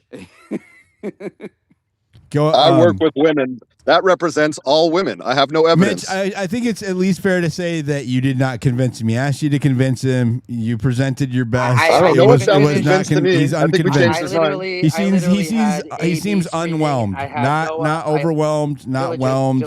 He seems unwhelmed. Once again, I'm asked a question. Boring. And Mitch, literally the floor once I is get to my yours. first sentence. All right. So I wanted to talk about a few things that I heard you say. You said that the defense I can't team, wait. I didn't want to speak to you, though. I was speaking to Diligent. But you said that, number one, I'm thinking of Noah. Let him finish. Let him finish. Let me start. Stay up here, Noah. Stay up here. It's funny. Like, others can go for 20 minutes uninterrupted. I just told him to shut up, Mitch, and let you go. Why are you bitching? So you just get to it. You mentioned that the defense does not have the downloads of his phone. So the defense has not been able to access his phone is actually what I said. So that's incorrect. And I'll read from their March 27th filing about continuing the motion for the preliminary hearing. On page 36, they specifically state, more specifically, on March 13th, 2026, the defense received approximately 12 terabytes of data with 6,425 folders and 613 and 23 files. This included extraction of mobile devices, other digital evidence, and reports generated by forensics examiners. For example, the extraction of the cellular phone associated with Mr. Robinson was completed on September 13, 2025. And they go on, and basically, they're not saying they don't have it. They're just Did they say that it was included in those files? Yeah, you did. So in the files that were presented to the defense, the complete extraction of his cell phone was given to the defense. I just read that. No, that's not what you said. You said that those files were extracted. You didn't say that it was included. Yes, it did. It said his mobile device of Mr. Robinson. You just didn't listen. In any case, let me continue. The point is that was acknowledged. The complaint in that filing on March 27th was about the fact that they were provided it late relative to when the prosecution had. That was their complaint. That's why they said they needed about 2 months to go through it to verify the data. That's why the preliminary Is that access to the original phone, Mitch? Yeah, that's exactly what it is. No, you said an extraction of the phone. What is it that you wanted? That's what they got. They got the data download and forensic examination. That is not what I said. I said the phone. So just to move on to the experience. I'm sure you want to move on now. Go ahead, continue. So the experience of his legal counsels, right? Like, let's just go through each of them. and all of them are in private practice now, so they're all practice Is this? attorneys. Are you guys reading from a script? You're all supposed to come up here No, and I tout the just listened defense to you say attorneys as something. the best in the business. What is going on here? Government cheese, Diligent. Government You cheese. both, Yes. Government cheese. Yes, there is a group chat do this somewhere every full of time? Zionists, and they said, "All right, what we're going to do now is sell the government But cheese." you do this every time. Here you go. And there's You know, no this is- no group chats on the other side. AB, Zero. You guys don't AB, believe in group chats. It's against your religion. I'm not any AB, group can you chats mute that yourself, are please? about AB, a can you please case. mute Stop it, yourself? man. Come AB, on. can you mute? Don't AB, insult can our you mute- intelligence. I am only in a group chat about Spaces host, recovery, Can and I my just finish subscriber my chat. point? That's I the want to swear to be God succinct. truth. But every time I speak, there's always interruptions for no sane Because reason. you're annoying. AB I interrupted know, you but too. I know. I think it's both annoying. I don't think either it's reasonable or respectful. Also, shout out Coach Colin. He's in the audience. I tried to bring him up here. Accept the invite, Coach. Come up. So Hit let's accept. go through Catherine. She's in private practice, and she's also considered high level to the extent that she was appointed to the Federal Advisory Board assisting convicts seeking executive clemency. So a recognized, very experienced to be on a federal board. Michael Burt, 50 years of experience and 24 with the public defenders, but the remainder of his career in private practice. And he is so experienced that he's the editor-in-chief of the California Penalty Defense Manual. I mean, you got to be some level of high level respected by your peers and to be the editor-in-chief of the Penalty Defense Manual. And Richard Novak, 30 years of experience and an expertise in mitigating death penalty cases. So that is substantial experience. Maybe you could propose a better team, and also in terms of compensation, they are being compensated millions of dollars. It is being paid for by the taxpayer, but this is not a pro bono case by any extent of the imagination. It's just that he does not have the means to afford it. And I think AB was fair to say that it is a beauty of your system that where people are facing serious cases and they do not have the means, that the government does pay that salary. But here, these are all private practice attorneys that Except are for considered Catherine probably Nestor. some of the most. And they're not respected getting in the paid their normal. No, Nestor billable is hours. in private practice as well, Diligent. That's not correct. She is a government Well, contracted Mitch, employee. if this team is so brilliant, then why aren't they So already can I asking for a Miss plea? Lou, Okay, because 95% Miss Lou, of We these have to break capital it up a little bit, cases, Mitch. We have to break it up I a just little want to bit. finish. Let me just finish my. 95%, I Mitch, of these literally capital cases, Miss Lou, Mitch, Miss Lou. go for a plea. So why Okay, so haven't we Miss already Lou, heard Miss Lou, that they're not going to take Keep this to dominating trial? him, Miss Lou. I just kind of want like to it. finish my I'm point. telling you, Mitch, I will outride you. I Great, I'm outage not. you and I will outride you. So You'll just definitely keep it up outage me. because Mitch, you are so effing annoying sometimes, and I He's not. love you. He's actually not being that bad right really now. just I want to actually, finish my But point. I had to in like but Mitch ask him. standards, I think he's being more tolerable. He's actually They all lose their shit. It's built because up though. somehow It's built But up it's though. I've been Hold on. lying here just listening to the whole argument Lou, of can you how just mute brilliant up the for a minute defense and let me team finish is, my points? and they okay, may Miss be Lou, brilliant. Miss Lou. Miss Lou, Let's let him finish. Leave the screaming. Okay. Just scream into the darkness while on mute, if you don't mind. Forgive me. Don't be My nasty point. to Miss Lou. I'm not Don't being you nasty. dare, Mitch. I'm being nice. I literally waited. Something quick No. Diligent? I literally waited. Hold on. And I Mitch, respected finish what everybody. you were saying. You don't need to speak over everybody, okay? And you don't need to be loud. Anybody I diligent, will right? moderate. Allow me I to was moderate. patient. Correct. Mitch, Correct. continue. When I was waiting, did I interrupt anybody? Just No. So say what you have to say. So in terms of identifying him on campus, let's just be clear. And I want to get to the point about my penguin. Which one do you want me to address first? Well, I mean, I want you to allow some space for conversation in So between. give me literally in 30 between your seconds more? long-winded Fine. many points. You should allow for space for rebuttal. I want to ask you this though, real quick. Do you know any Zionists that don't believe the FEDslop narrative? I want to finish my last 2 points, and I promise I'll address that answer. Just let me finish. Just my last 2 one? points. Can you give me one example of a Zionist who does not believe the FEDslop? Let me finish my last 2 points. This is affecting his Taylor's gay. I promise I'll address your question clearly Okay. without. I'm going to make sure you get your 7,000. Continue. Okay. In terms of my Penguich, I know you submitted through your process server. I think it's a good investment for you. A couple $100 for that gets you good engagement. It was $1,500 to reserve the attorney. That's wonderful. That's good money. That's good investment for the revenue. So I think that's a reasonable investment. But the point that I'm going to make about that is they don't need You don't your think that I receipts. actually believe that it might go You don't- somewhere? You think I'm just you don't- purely showboating? I'm 100% sure you know it's not going to go anywhere. But let me make my point is that I am clear that they don't need your receipt because everything that the defense counsel puts forward in court has to be approved by the actual defendant, right? He's just there. They're just his representative. They're presenting his case, and the other professionals presenting what is his defense. And if there was an alibi, there is no better thing to present to the preliminary hearing where it's probable cause. There's no better defense from probable cause than I was not there.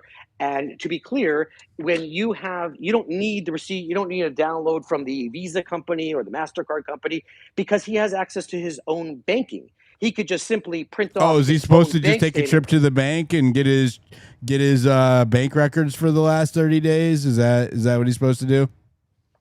So I don't know about you, but most normal people have online banking. He could give his access To code jump to on his the cell lawyers, phone and and they hop could on and check download that and his show, look, bank statements. Diligent, ask him why. Can I Ask just him why. finish my? This takes much I'm just longer making with some him funny. why. Hold on, Miss Lou. Let him I want to finish. finish, and then I can I'll be able interrupt to him. answer Nobody else any can. fucking question anybody wants. He could download his own, and obviously he knows he wasn't in Penguin. Otherwise, he would offer that as a defense. Do you have any 'cause evidence has that he access was? to Do you his have own any bank. evidence that he has stated he wasn't in Penguich? I have evidence that he has not presented anything about his So own you bank can prove a records negative, to is what you're saying. I can prove that he could be perfectly capable of downloading his own bank records and presenting them in court to say, "Look, I was there." And has See the my defense bill. received all of the discovery from the prosecution? This is not necessary. You don't have to get discovery from the prosecution to download your own bank records. Is it possible that these bank records could be in the discovery waiting to be seen by the defense? I'll repeat, you don't need the prosecution to provide you with your own bank records. Now let's go move on to identification. Hold on. Last point. Hold on. I want to break it up. Let's go to. I want to make sure other people don't want to respond to what you're talking about. Hold on. I swear to God, 10 hold seconds. Let me make my on, last Mitch. point. Why are they so triggered? Well, you guys are like crazy I'm tonight. tired of getting interrupted, Super and I watched triggered. AB go on for 20 minutes. I'm going to let you go. We have different gods, though. I really want work with 10 me. seconds Work to finish with my me. last point. Hold on. Last I point. want to make sure Muppet Last doesn't want to point, address. please. Hold on. I want to make sure that people get the opportunity to address your points as you make them. Muppet, would you like? He raised his hand during one of your points. Would you like to address one of his points, Muppet? Go ahead.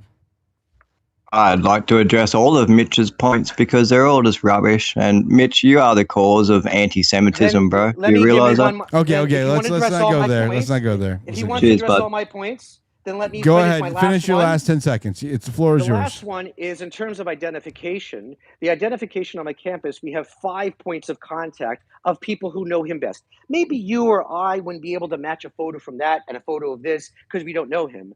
But the people who know him best, his friends from the Discord server, identify him where he responds, that's my doppelganger. We have Lance Twiggs identifying him. Where We did have his were parents they presented in identifying him. court? I didn't see that. We have his, yes, it's in the exhibit 16.2, which is the Discord download, and that is presented as evidence in the case. We also have his parents have identified him, and we have him identifying himself, where he says that His was parents me. didn't identify him.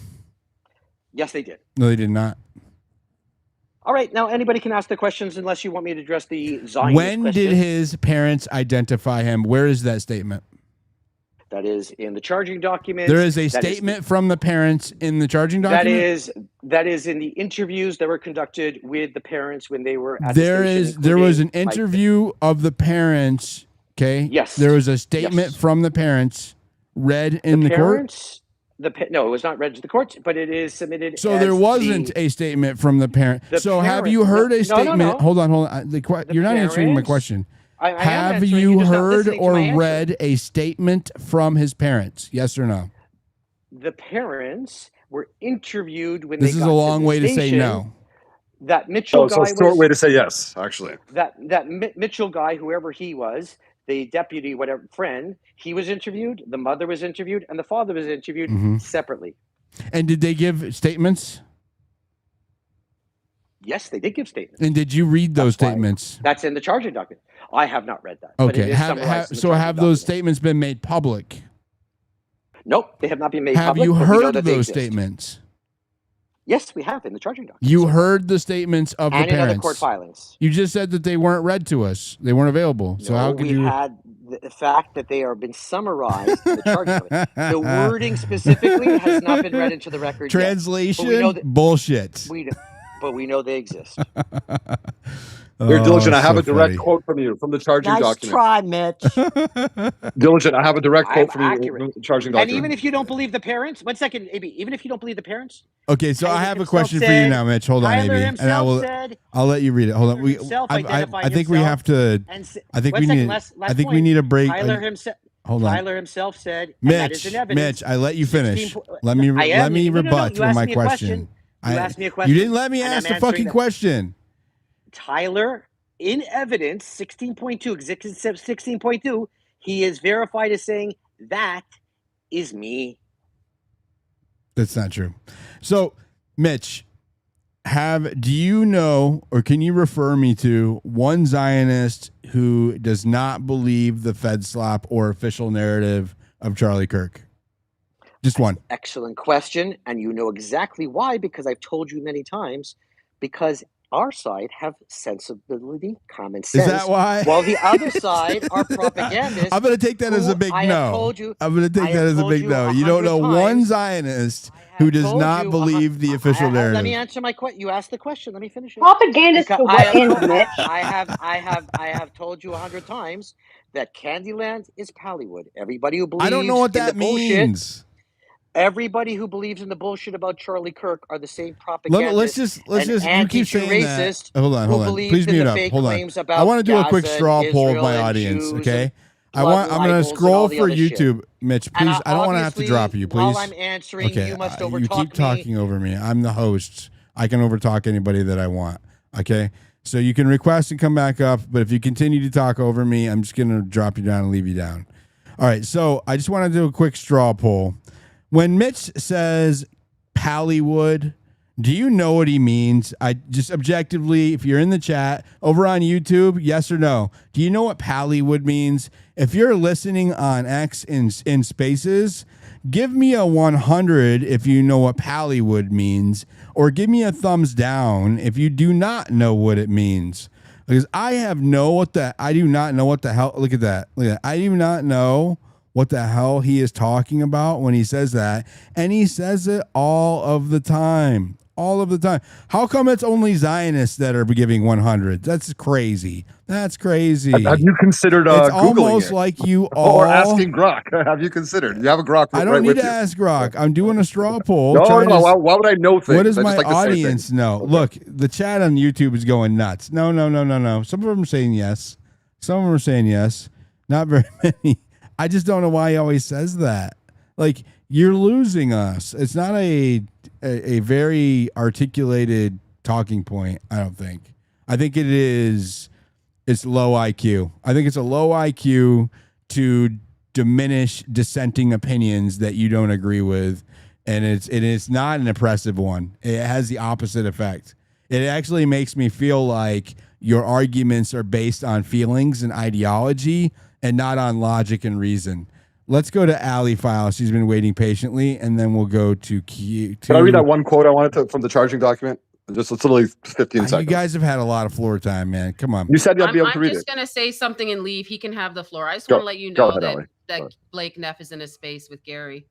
And maybe that's why Mitch was in here to distract him. There So you was might wanna also another individual that I'm going to name that was a part of the team in here. That was very Yep, interesting. he's right there doing the laughing face right there. That's okay.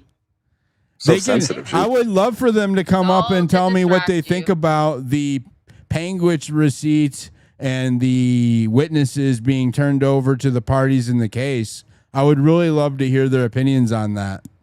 So I'm just if surprised they're they're not in welcome that to space come right up, now. they're welcome to come up and share their opinions, and I'll give them free reign, just like I do everybody else, and be respected. Otherwise, they can sit down there and look not too great. Thank you. Go ahead. You can read the quote now, AB. Yeah, from the charging document. So he did admit it, right, to his parents. Unless, listen, the defense will have an opportunity to say this never happened. Are you going to read the quote, or are you going to argue it? Yeah, the quote is as follows. The quote is as follows from the charging document. Quote, this is from the charging document. As they discussed the situation, Robinson implied that he was the shooter and stated that he couldn't go to jail and just wanted to end it. When asked by his parents why he did it, Robinson explained, quote, there is too much evil and the guy spreads too much hate, end quote. So yes, he admitted it to his parents. Is implied? Hold on. AB, is implied an objective term? Implied was before the objective quote where he said where he answered the question from his parents. No, so the answer is implied is subjective to some. You know that it's bullshit. I did give you a straight answer. Implied is subjective to some extent for sure. Implied is subjective. What does subjective mean? The only reason you interrupt me in the middle of a sentence is because you don't want people to be persuaded by my clearly good evidence. I was the one that was talking. You had finished. I didn't interrupt you. So the implied was before the quote. So first it says it implied, and then it says the parents asked him if he did, why he did it, not if he did it, but why he did it. And he replied, he didn't say, no, I didn't, or he wasn't silent. He said, because there's too much evil in the world and Charlie Kirk deserved it. I forgot the exact quote. It's, explained, there's too much evil and the guy spreads too much hate. That is an admission of guilt, and any reasonable person would agree to that. Okay. Thank you. Go ahead, Key. Hey, Diligent, how's everything going? Interesting space. So look, I'm gonna spice it up for you a little bit. Oh yeah, I need more spice. I have a source that's telling me that you're actually working with JD Vance's team, which is coordinating with Candace Owens and Jack Posobiec, because they actually want to be JD Vance wants to run for president, become the next president. And I was told you were offered a job in the administration if you play ball. So look, my sources are solid. You know that. But I just want to know, do you really think it's worth it to sell out over this one thing that that he was shot by a 30-06? Actually, they offered me the vice president gig, and I am contemplating because I'm thinking of maybe 2032, Big DD. I don't know.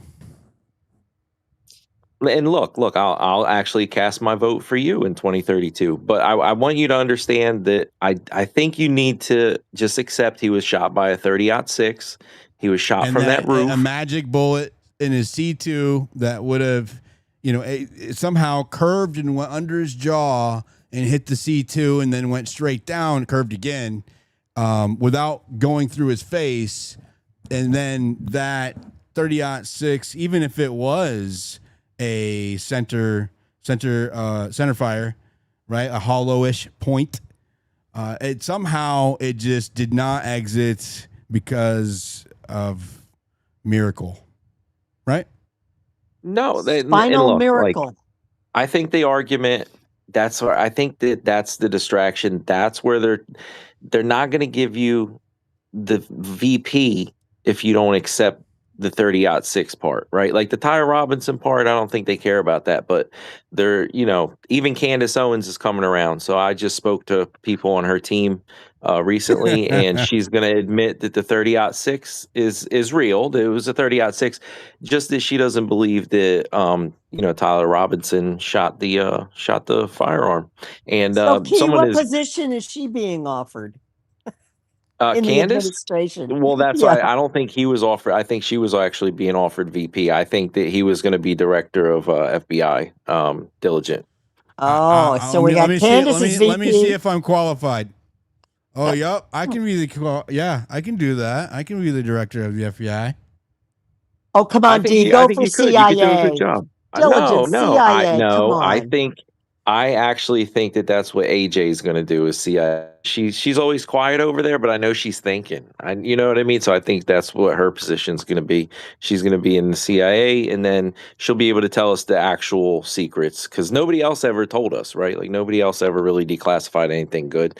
Like where's all the alien documents at? But look, hey, I really do think there's a good. Will you put in for State Department for me? I want to do state.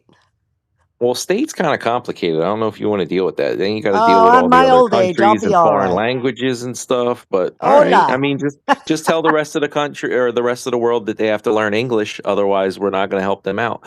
Yo That'll quiero that'll steak. work out. Oh, you speak Spanish too? Okay, so Yo puedo. so See. All right, see, so we're way past my cutoff. I have to get up early in the morning, and I'm doing somebody else's show, which I don't usually do. I don't know how that's gonna go, but we'll see. look, just don't fall on the 30-06 sword, okay? That one is no good. It I'll was a try not to 30-06. I'm accept the telling you. government position. Yeah, I'll try not to. I'm doing my best. I'm resisting the temptation to go. Yeah, I'm resisting. Let's go to. But I think that it might be it might actually have been maybe Lance Twiggs took the shot though. I think that maybe That's an arguable theory. I would argue there is more evidence suggesting that than there is of Tyler Robinson. I did want to And I ask. agree. The chat was asking, and I did want to ask, but he dropped down. The chat was asking, have you seen the actual like normal footage of the individual in the garage wearing the maroon shirt? Normal footage? No, I've seen like clips from the internet, but it's not like any high quality stuff, if that's what you mean. Well, there's a slimmed up aspect ratio, right? It's like a 5:3 instead of a 16:9 aspect, which makes the subject appear much skinnier than he actually is. And then there's an actual real size, or real scaled, I should say, aspect ratio that Candace released both a picture and footage of. Have you seen those two different comparisons? Yes, the comparison. Yes, I have. I've seen that do you comparison. agree? Or do you think that the individual that is not compressed, do you think that looks like Tyler Robinson? No, absolutely not. That's what I was saying. Like, I still have some questions. I think that is a different person. I mean, Do you think it's me? unless I heard people think it's me. Do you think it's me? Look, that's when I first seen it, and I was like, oh, they're just messing around. Like maybe they tried to make it look like you, but apparently that is real footage that that Candace put out there. I don't think it's you, but it does actually kind of look like you a little bit, right? But I mean, you got to admit, it does kind of look a little bit like you. I can prove right now especially it's blurry. I have thicker thighs. I have thicker I was calves. gonna say, have you seen the calves on this man? Come on. Yeah, I got thicker Have some calves. respect for him. Look, and that's what I'm saying. Like, there's something wrong with that picture.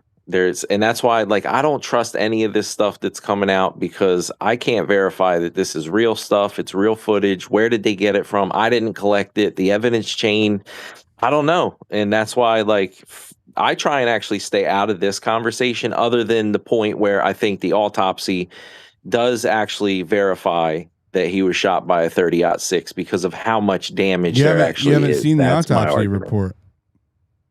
Well, from the reports of what the autopsy report The says reports in of it. the reports?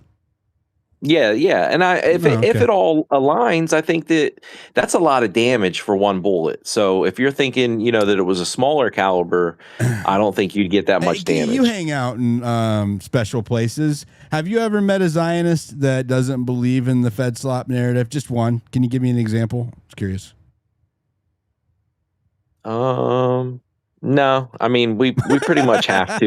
You know what I mean? Otherwise, that 7,000 is not going to come. Like, why is that? Can't cross the line. How they call Candace a cult, but even in Candace's like following, there's people who disagree about who, what, when, where, why, how. Or I'm open to the possibility that Tyler Robinson's guilty, but for some reason, Zionists are all determined that he is guilty with no. But you keep using that trope because it's not a trope. It is. I have asked. Hold on, Mitch. You're interrupting me. Okay, and I just brought you back up. I have asked every Zionist on stage, including yourself, right? And you just said, "Oh, that's because they're smarter or whatever." Right? It's not a denial of the fact that for some reason there's not one Zionist who doesn't think Tyler Robinson did it. And I'm just curious why. But just to be clear, the vast majority of people who are saying you are dead wrong, have nothing to do with Israel, are not Jewish, and are not Zionists. They're just Americans. You just point to the few like me who happen to be Israeli. I'm not All right, really sure before about Mitch that. goes on a 20-minute diatribe, can I Go, just land my plane you here? can respond. All right, I just want to land my He's plane just a and then regular Mitch. American. And yeah, but Mitch, you can go ahead after me. I just want to say No, he can't. We're gonna go to Doc after that. Or Joe, I mean, sorry, and then Doc. I just want to say hi, Lune. I see you down there. And good space. Thank you. Go ahead, Joe. Yeah. And we're gonna wrap it up Diligent, soon. I'm way past my bedtime. I found out today it's not actually the Zionists. It's I snuck into the Flat Earthers meeting, and Key was there, Mitch was there, and the defense is drawing a straight line from the roof, and that way it proves that the Earth is flat and that it didn't bend. And these guys were all going that they need to prove it's a 30-06 somehow, when there's actually no proof anywhere yet, not even by the ATF that it's a 30-06. But they'll keep pushing the narrative, just Yeah, like but how would pushing you the narrative. explain the damage, just like- though, Joe? That's a lot of just like- damage. I heard that the bullet curved along the roof of the dome, and then that is how it Like went in down his Wanted, spine. he flipped it and made it curve, like in that movie Wanted. You ever seen that? That's a cool movie. The dome, like, you know, the Earth is flat. We have a dome over us. That's how we keep maintain an atmosphere. And so what actually happened is Tyler Robinson shot the bullet just randomly up in the air, and then it curved along the trajectory of the dome, and then it went down at an angle on Charlie Kirk's spine, which prevented it from going all the way through his body and stopped there. That's the miracle. That's the exploding Mike theory, which says that it went curving around his body. Mitch, you already and went had your in through the other turn. side. You had your turn. You tell everyone I'm else to just shut up. correcting him. So do your job. Also, Keep it have we shut. considered space lasers? Not any specific space lasers, just in general. You know, space lasers. The Jews don't have them. Hold on. Mitch will tell you. I Just to answer disavow the space. I was going to lasers. bring up space lasers. Thank you. Just to answer Key about the damage. Key, the thing that to me is the strangest part, and no one has been able to explain at all, is when you look at the video in slow motion, the back of his shirt moves before the front of his shirt, right? So that's not wind that did it or disturbance of the air. Then his clasp breaks before his neck puffs up. Right. On top of it, it was a 36-inch necklace, a 26-inch necklace. His neck did not swell up to 26 inches, which would have caused the pressure to break the chain. So why does this chain break? And I'm not a exploding mic or exploding pendant person, because I believe there was a sonic event, and speakers cannot replicate a sonic event. But the back of his shirt moves first. His chain breaks from the back first. But before there's even a bullet hole that appears. Yeah, but that's like some Jesuit Catholic stuff. That's not Jew stuff. Jews don't have that technology. I'm not The saying it's Catholics, they anyone's. might have that. Dude, he was suggesting that the stuff. I'm flat just saying it's a earthers are strange the ones thing. that coordinated it. What do you mean? No, I'm just saying in the Catholic Church actually used to tell everybody the earth was flat, just so you guys know. So I think that somebody's lying about something. I agree. You know that's a lie too, by the way, Keith.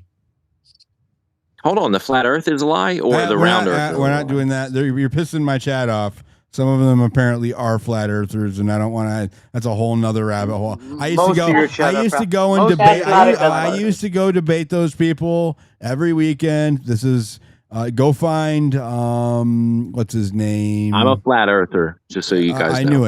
I knew it. Not shocked. But there is one of my favorite Spaces hosts is actually a flat earther. He's actually really funny and actually pretty intelligent. He is. What is his name? If they could do this, though, could they tell us that lie, though? What, Lune? Are you talking about Chase? No. But you see what I'm saying, Diligent? Okay, we're getting derailed. Okay, we're going to go to these last two. No, I'm not trying to derail. Quiet. We're going to go to the last two, and then I'm going to do some shout-outs, and then we're going to wrap it up. Go ahead, Doc and Grenda. Yeah, thanks again, Diligent. I don't want to take any shots at the folks that came up and provided alternative positions to what you've been saying. But what I do want to highlight, and I know that we've gone back and forth a little bit about this, everyone go read up on the new terminology that's called cognitive warfare. And it is essentially a new term for an old playbook. When I was in government, it was called information operations, influence operations, active measures is what the Soviets called it. The Chinese call it the three warfares. And what you'll find is a commonality there is that when the state identifies a narrative that is unpalatable, the first thing they do is try to other the people that are asking legitimate questions. One of the loudest signals that you are being subjected to this is in-group and out-group. They must align you with an extreme for daring to have dissonant thought. And I'm not going to say that the folks that are aligned with what we call the prevailing narrative are intentionally engaged in this. 100% they are. They keep saying that this rhetoric is violent. They're calling it $7,000. Key, be quiet. They're calling it. They're saying that this is violent speech, right? That it is equal to stochastic terrorism. No, they're likening it to calling for violence against those who like work for TPUSA or Erica Kirk, etc. Right? They're saying that if you ask questions, doubt, or are openly critical, that you are guilty of threatening or being a threat of violence against people. Thank you, Diligent. I appreciate you connecting those dots for me. I wasn't going to go there, but I'm glad you did. But so my point is this. When you are faced with a counter argument that must align you with the extreme, you know you are watching a form of what's now called cognitive warfare. So again, I'll end with what I said at the beginning. Diligent Citizen has the most honorable position on this incident, and that is he's just looking for the truth. If Tyler Robinson's guilty, he should pay the cost for what he did. 100%. But if he is not, he should not pay for something he did not do. And if the response to people asking legitimate questions, I'm not saying people making hard claims, but if you're just asking a legitimate question and the automatic response is, "Oh, you are the bad person," understand what's happening. And I'll land there. Thanks, Diligent. I appreciate you. Thank you. I just wanted to say we miss you, Doc. It's been a while. You just made Key very sad and jealous. Sorry, Well, I Lune. want to know why. Doc's I wanna married. know why. Doc's married. Sorry. Let's go to Grenda. Thank you, Doc. I appreciate that. And anybody who's listening, I always suggest you do your own due diligence when you listen to my speakers. Don't take anything at face value. Please independently verify statements made. Do a little bit of research. It only takes a couple of minutes. And cognitive warfare is definitely worth taking a look at. Go ahead, Grenda. Yeah, so just to back you up a little bit, I also work with a family member of the Robinsons, and they do state that, Matt has stated that he never turned his kid in, and Tyler's also stating that he didn't do it, but he knows who did. So, I mean, I don't know. I've never heard that. Just to clarify, that's not a claim I'm making.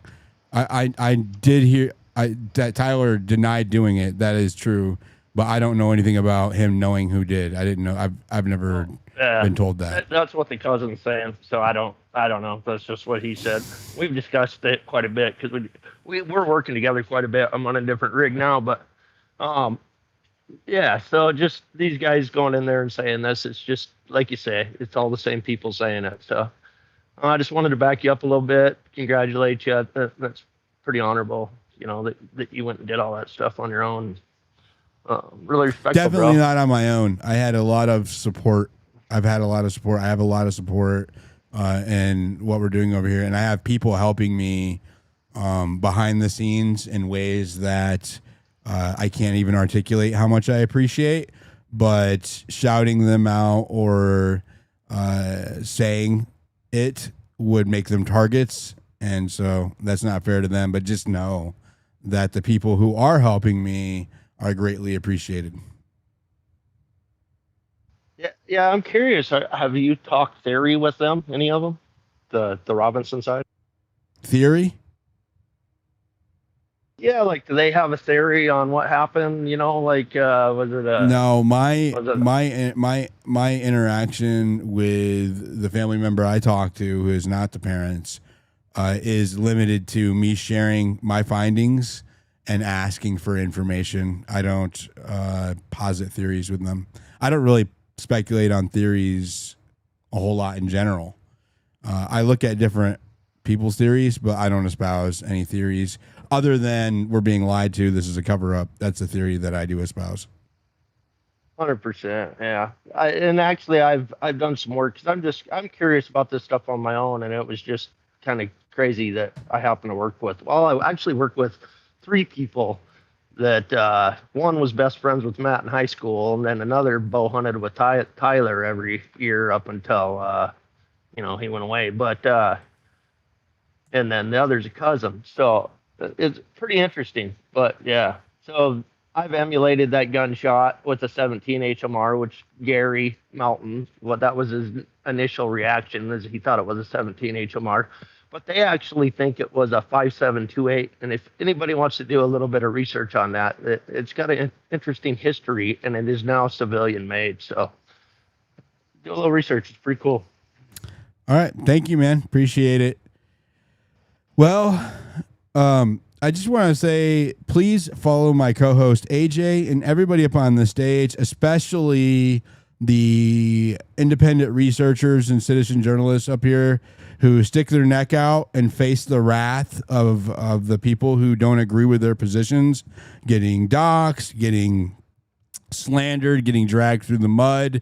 It is not an equal proposition. They get far more grief than what they've earned. So make sure you're following Muppet Masher, Billy, Joa, Lune, Doc, AJ, everybody up here. If you like Mitch, follow Mitch and Miss Lou and anybody else who spoke tonight. They love me, Diligent. If you want to support what I'm doing, the absolute best way is by turning notifications on for my X account and my YouTube. So that way, whenever I go live or I share on the ground journalist content, please help me push that out, because collectively our voices are strong. By myself, I do not really make that much of a difference. So thank you, everybody. God bless you. And I will see you next time. Have a good night.